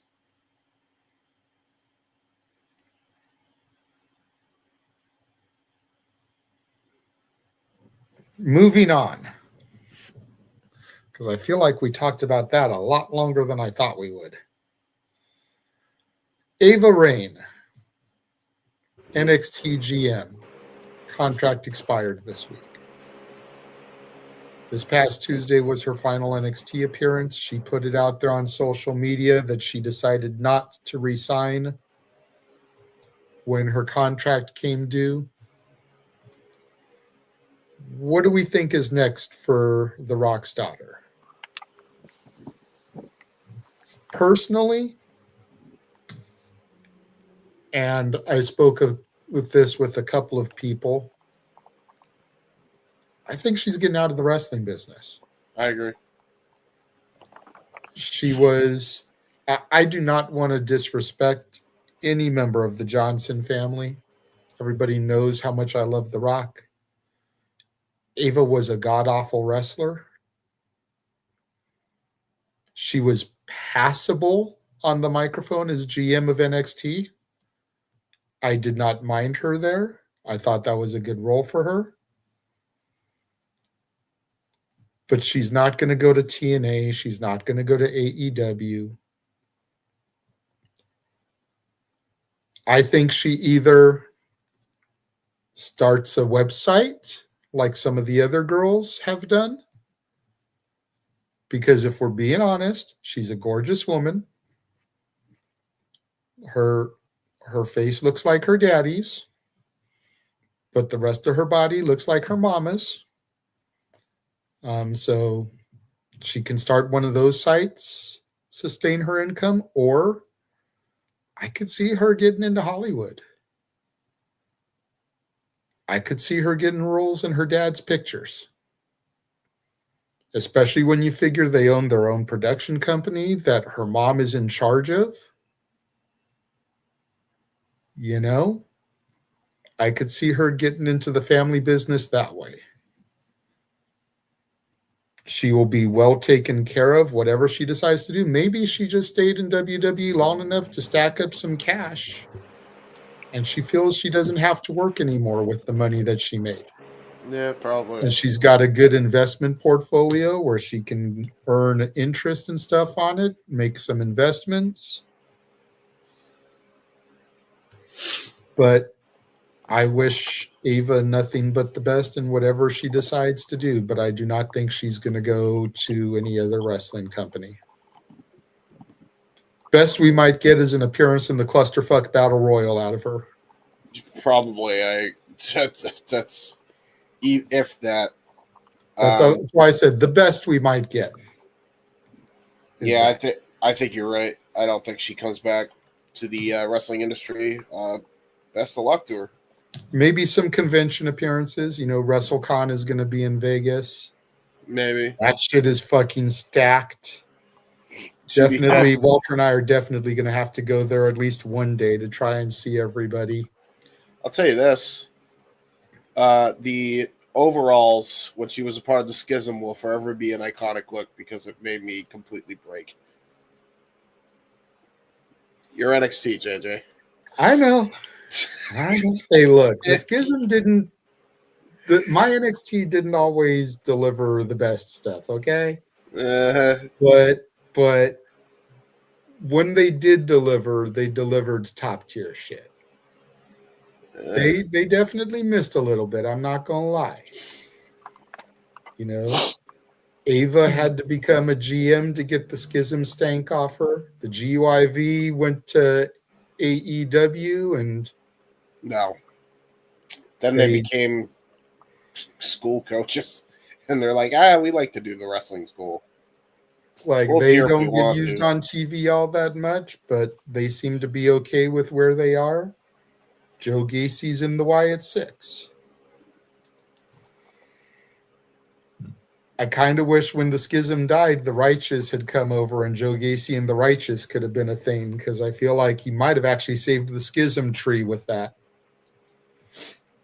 The Schism was a horrible name, and it made me crawl in my own skin. Crawling in my crawl. Sorry.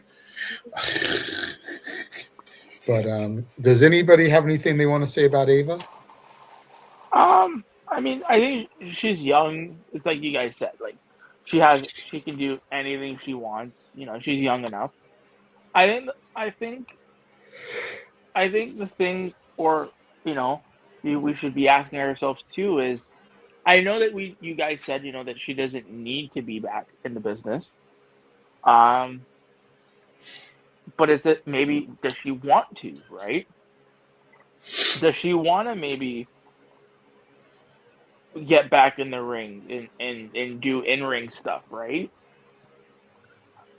Maybe she doesn't want to learn at the performance center. I don't know. Could it be the situation, the same thing? And I find this to be highly unlikely. Could it be the same situation as what Jasmine Nix went through, right? Like maybe NXT didn't offer her as much money as they thought, right? Or that she thought. I think my real kind of like scratch my head thing is, what does The Rock feel about all of this? Right? Like, I know at the end of the day, it's her decision, but like, does The Rock kind of like how does The Rock look at all of this, right? Do I think she's going to any other wrestling company? I mean, I would absolutely die of laughter if Tony had the balls to offer. Like, imagine Tony offering this chick a contract, and we see The Rock's daughter on AEW television as a GM figure. Bro, imagine. Hold on. Are you ready for this? Are you ready? Oh God, here we go. Are you ready for The this? Pebble is all elite. I am gonna mind fuck you right now. Would Tony have the balls to do a brand split and hire GMs? What's the Stonette doing in the Impact Zone? Hold on. The GM for Collision would be The Rock's daughter. Oh God. Would be Ava. And the GM for Dynamite would be Shane McMahon. Oh God, help me. I don't know if I like that. Like, if Tony had the balls, I would die of absolute laughter. Nick, how much have you had to drink tonight?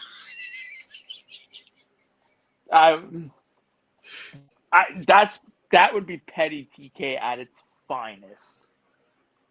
Let me throw the Brinks truck at the Rock and Vince McMahon's daughter and have them be GMs of my shows. Shane's, you're misgendering Shane McMahon now. Nick, I think you might want to rephrase that, buddy. Just a bit. Just a bit. I'll go you one better. Uh-oh. Ava and Shane's son. Huh? Shane has a son who's in college. Yeah. Oh, Let okay. him be the GM of the other brand. That would be funny. But I thought his son wants to be a wrestler. But while he's going through everything, because then if you think about it, both are fourth generation.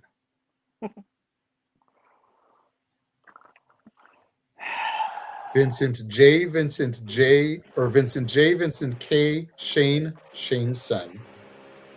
High Chief, Rocky Johnson, The Rock, Ava. Oh, God. Petty TK at its finest. Love it. I don't know if I like this. I want to run away. I mean, again, realistically speaking, Daddy's a billionaire probably. She don't gotta work for shit. Yeah. I'm surprised her girlfriend is working at WWE still. Like, Ava don't need to work. Yeah. I'm with it. So it is what it is. Hi, Ryan.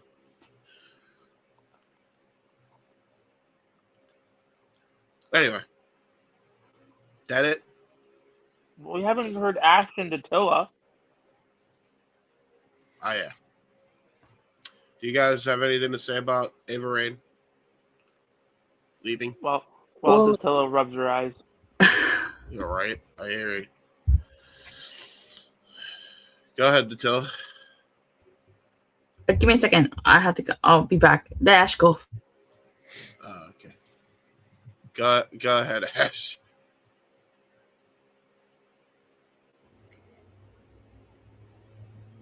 Yeah, I don't know what to say. Because I'm honestly, I'll be real with you.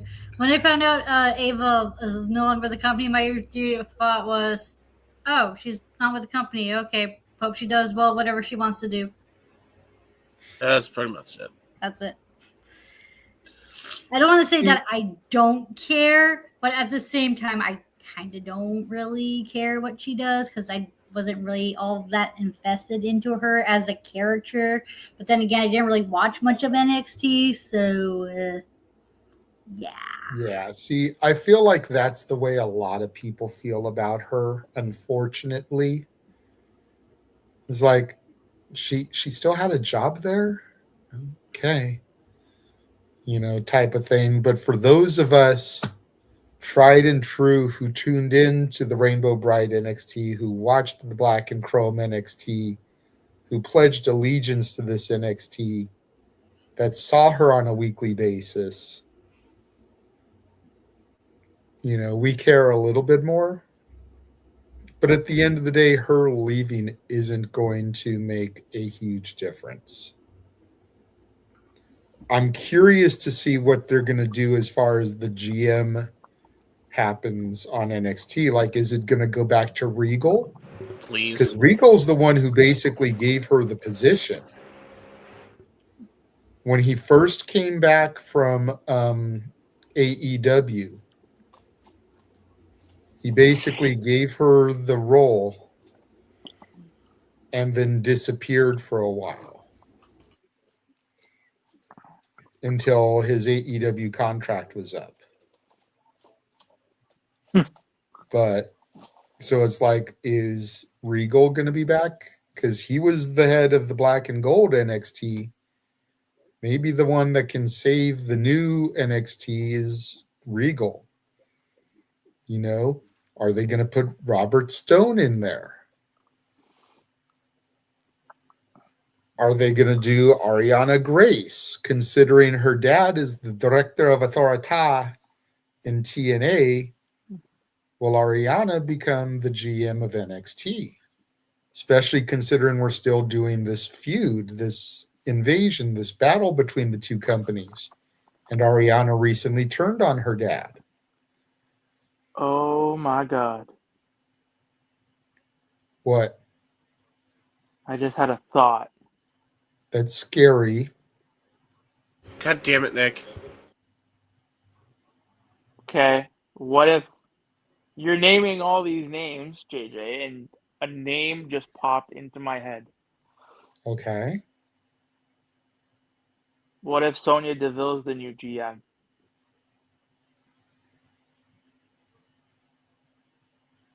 And effectively, TNA gets bought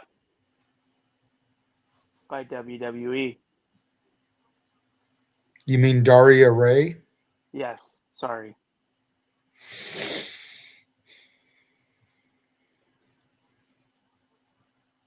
Thus making TNA and NXT one and the same. Help. A lot of people have been waiting for the merger to happen anyways. Help me. Help. I still don't think it's going to happen. At least not anytime soon. I think that it's going to stay as separate companies. TNA needs talent. So I don't think they're going to take their talent.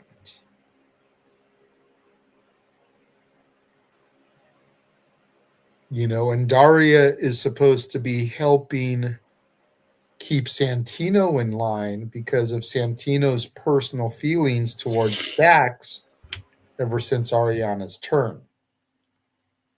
It's too quick to, try to do anything like that within the storyline. Going back to what we just had the conversation about with the Ciampa, that doesn't make any sense storyline-wise. Not yet anyways. A little bit down the road, maybe. After 2 or 3 weeks, no. And WWE is a little bit better at those type of things. But are we also, I know that I'm sorry if I interrupted your point, but are we also taking into account, though, that TNA is taped as well? So they could have taped angles to facilitate that. You know what I mean? Like maybe they could have done that. If that had happened, it would be all over the internet by now. Okay. Think about it. If it's taped, it would have been out there already. TNA has been trying to be a lot better about that shit. Like they're taped, but they're trying to be a lot better about how much they tape in advance. And like backstage segments, I don't think they're showing to live crowds. That way that stuff can still be surprises on the TV. You know. But it's not impossible for her to be a GM. No, it's not, but I just don't think it's, to take a phrase from Aaron Rift, I think it's highly unlikely in all likelihood at this point. Mm-hmm. I could see that happening around Slammiversary time, but not this quick. Mm-hmm.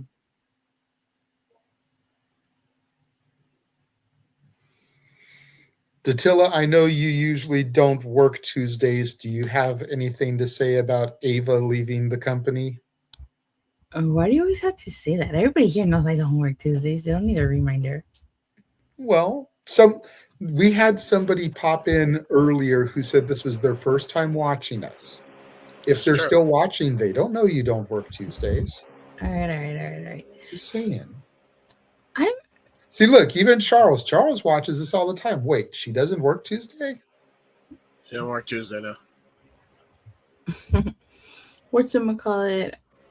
I'm surprised that they didn't renew her contract, considering her dad's on the board of directors, number one. Number two, I don't really know where she goes from here. I mean, I didn't see her in the what was it? The schism? Yeah, the schism. Schism. So I don't know if she's any good in-ring work or promo work. I wonder if William Regal's gonna go back to being GM of NXT. That's what I was saying. You know, I was like, but as far as I was concerned, I don't know where she goes from here. Really, I don't know if she were to go to AEW, like Nick was saying, maybe as a GM. See, that's something that Nick was pitching. Maybe have Shane McMahon as the GM of Dynamite and Ava as the GM of Collision, and just let Tony Khan get petty. Mm. But as a wrestler, like I said, I didn't see her as an in-ring performer. No. But, well, I don't know. We'll just wait and see. Yeah. As somebody who watched her couple of matches that she had, I can honestly say you didn't miss anything.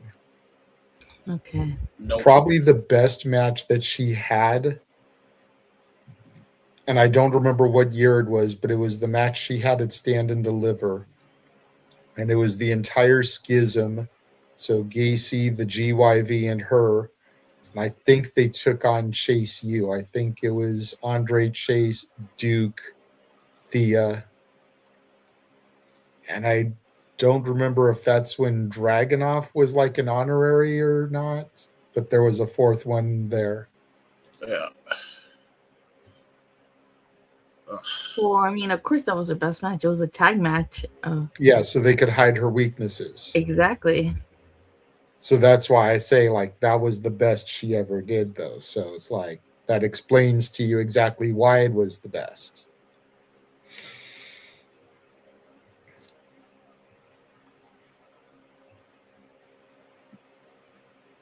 But, yeah, okay, Charles is saying 2023, so the one before Mania 39.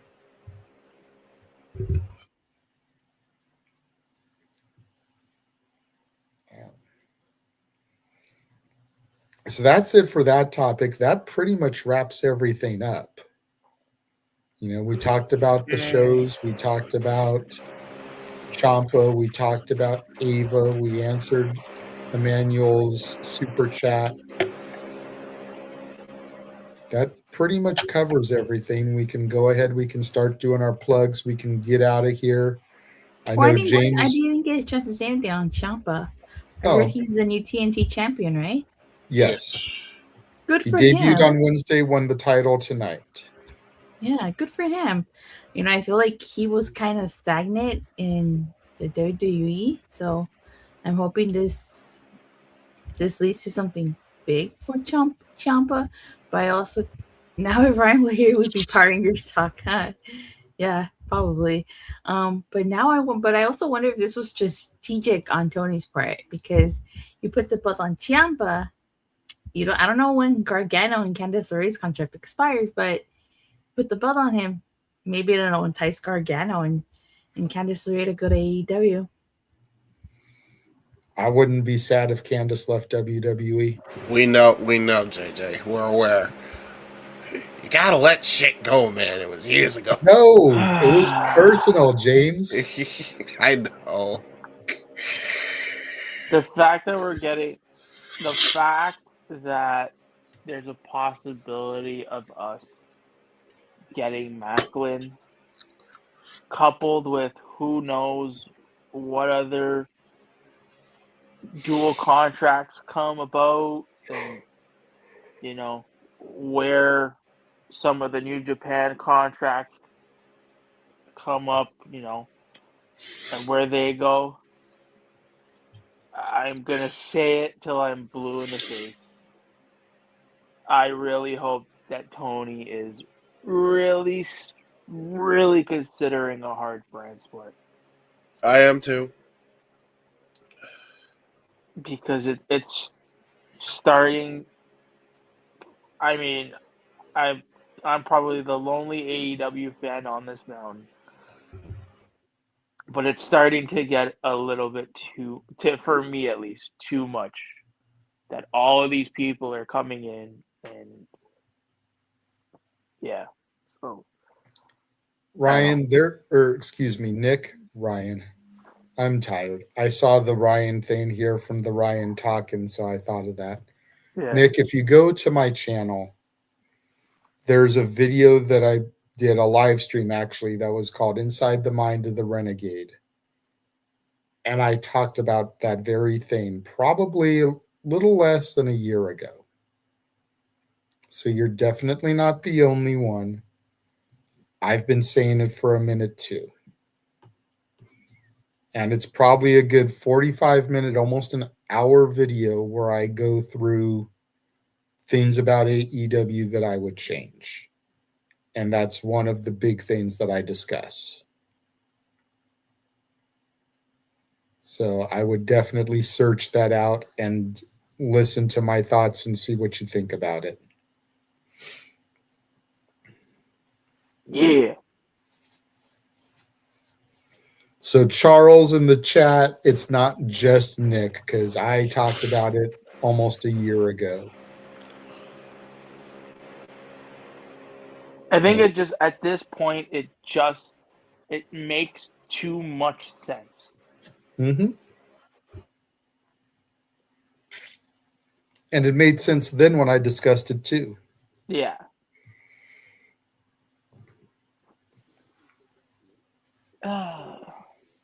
Does anybody else have anything that they want to bring up and discuss before we start running through shows? Because I know a lot of us are tired. I know James has a watch along tomorrow. And I'm sickly. It's the most important watch along that I've done at this point. I have work tomorrow. Yeah, I'm all good. I am ready. Yeah, I don't think there's already much really to say. We got, Monday, we got Wrestling Monday, we got Wrestling Wednesday, Thursday, Friday, all of the wrestling. We've got a lot of stuff this week, and we'll get to it all in the shows. Nick, go ahead and do your plugs real quick. I'm going to be professional about it. Y'all can find me on X and in the spaces and everything we do. I think my ad's like Nick B. Lee 12. Yes. I think that's what it is. I'll do a proper plug this time. Thank you. We appreciate that. if you guys have seen it on the Twitters, we've been really pushing guests to come on this lovely show. Our Let me flagship show. handle that. Yeah, no. I'm just saying. Hopefully, you guys, check out the tweets. Okay. And hopefully, y'all, come check us out. Okay. Ash?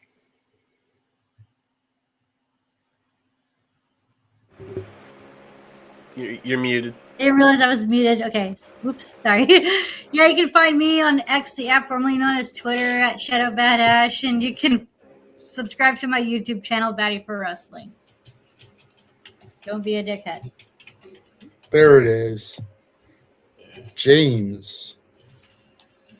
All right, guys, you can find me on the YouTube, Instagram, and X at JHebertside95, and on Facebook, James Heber. I do really cool and dumb things on the internet. I will say this to end my plugs, and I will solo shot myself here. All right. So, guys, it's big tomorrow. Probably one of my most important watch-alongs that we're going to be doing. I hope to see you all there. Wrestling with Tism as a whole will be there, at least for the first hour and a half. We'll see what happens after that. We'll play it by ear, but you will see all three of us at least for the first half of the show. Me, Ryan, and Hannibal's debut on the SRS. As we call For the watch-alongs. As we call Superpower Slam. It is for the neurodivergent community. And if you all know what I do on the Wrestle Collective, I run a show as a whole called Wrestling with Tism. And it is me, Ryan, and Hannibal.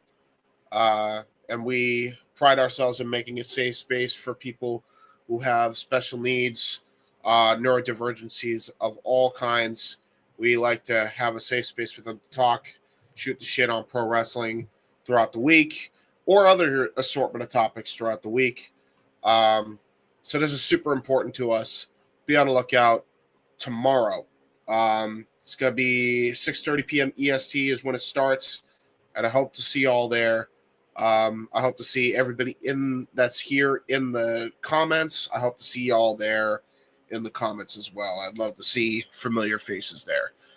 Be greatly appreciated. And with that being said, ladies and gentlemen, until then, bid y'all adieu. Sounds good. Bye. Bye. The Tilla. Yeah, you can follow me on Twitter at @Tilla_. You can check out my YouTube channel, Rangers of Wrestling, and you can check out my Instagram, Rangers of Wrestling. I post some wrestling shows on my Instagram and my YouTube channel, so make sure you check that out. And for the month of February,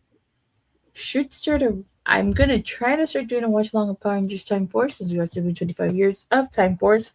And then on our Valentine's Day, me and JJ are going to be doing a video honoring the Power Rangers most celebrated couple of all time, Tommy and Kimberly. So make sure you tune in for that. Should be fun. See, that's like Tommy and Kimberly is like the it couple of Power But they break up. That's the thing. They break up. So it's like my personal favorite couple is Wes and Jen. But yes, love their dynamic. It gets you emotional, but I don't know. So yeah, so that's all of them. You can find me on Instagram, the Renegade JJ Williams, YouTube Casa D18 Studios, X ROWJJ Williams at Casa D18 Studio. No S on the end of studio in the X. You can wrong one. You can also follow the Simply Reliable Studios on the X at SR Studios 2024. That is where we make all of the big announcements with the channel. Mentioned it at the outset. We have a lot of stuff coming up this week. On Monday night, following Raw, will be the very first Simply Predicting for GCW. We'll be doing a Simply Predicting, talking about the Jersey J Cup. I know I will be there. James said he should be there. I don't know who else is going to show up, but that should be fun doing a Simply Predicting video for a GCW show. Tuesday after NXT, the premiere of Hot Dog and a Handshake, our monthly show where I and Carlos from the Wrestle Collective get together to discuss independent wrestling. Wednesday and Thursday, I believe, are dead. I'm not sure about watch-alongs next week, but Nick kind of alluded to it.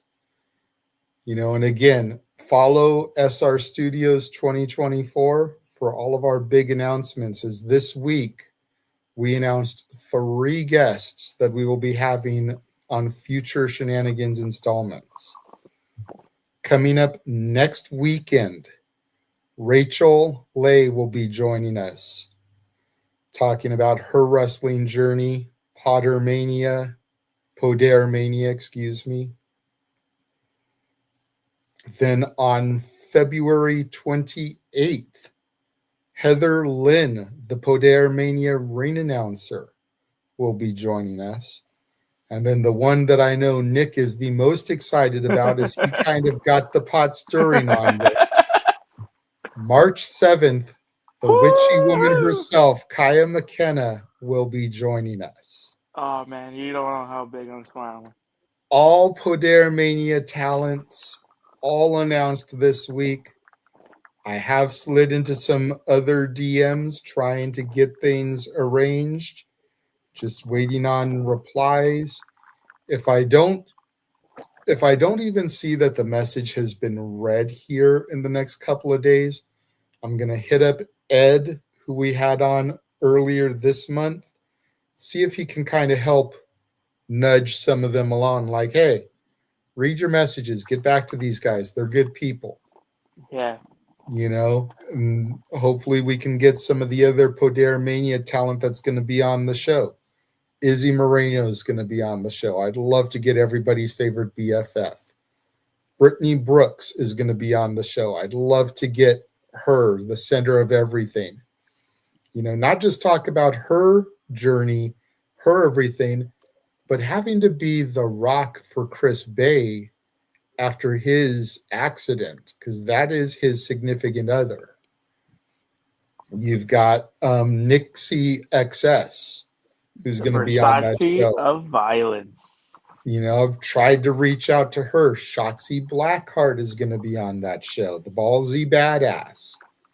There's so many top tier women that are going to be on that show that I'm trying to reach out to try to get to come on here. I just need that little, hey, hit these guys back. They're good people, Yeah. So be on the lookout. Make sure you're following the SRSX, because that is where those announcements will be made. Before they're announced here, they'll be announced there. So make sure you guys all tune in for that. But with that being said, for the Simple Man Noah Foster, for the He-Man James Hebert, for Mr. Reliable Walter Cruz, for the Wrestlefish Ryan, for the Canadian connection in the bottom here, Nick and Ash, for the lovely Pink Ranger Datilla, I am the Renegade of Wrestling, JJ Williams. Thanking everybody for joining us and tuning in this evening, and we will catch you guys next time.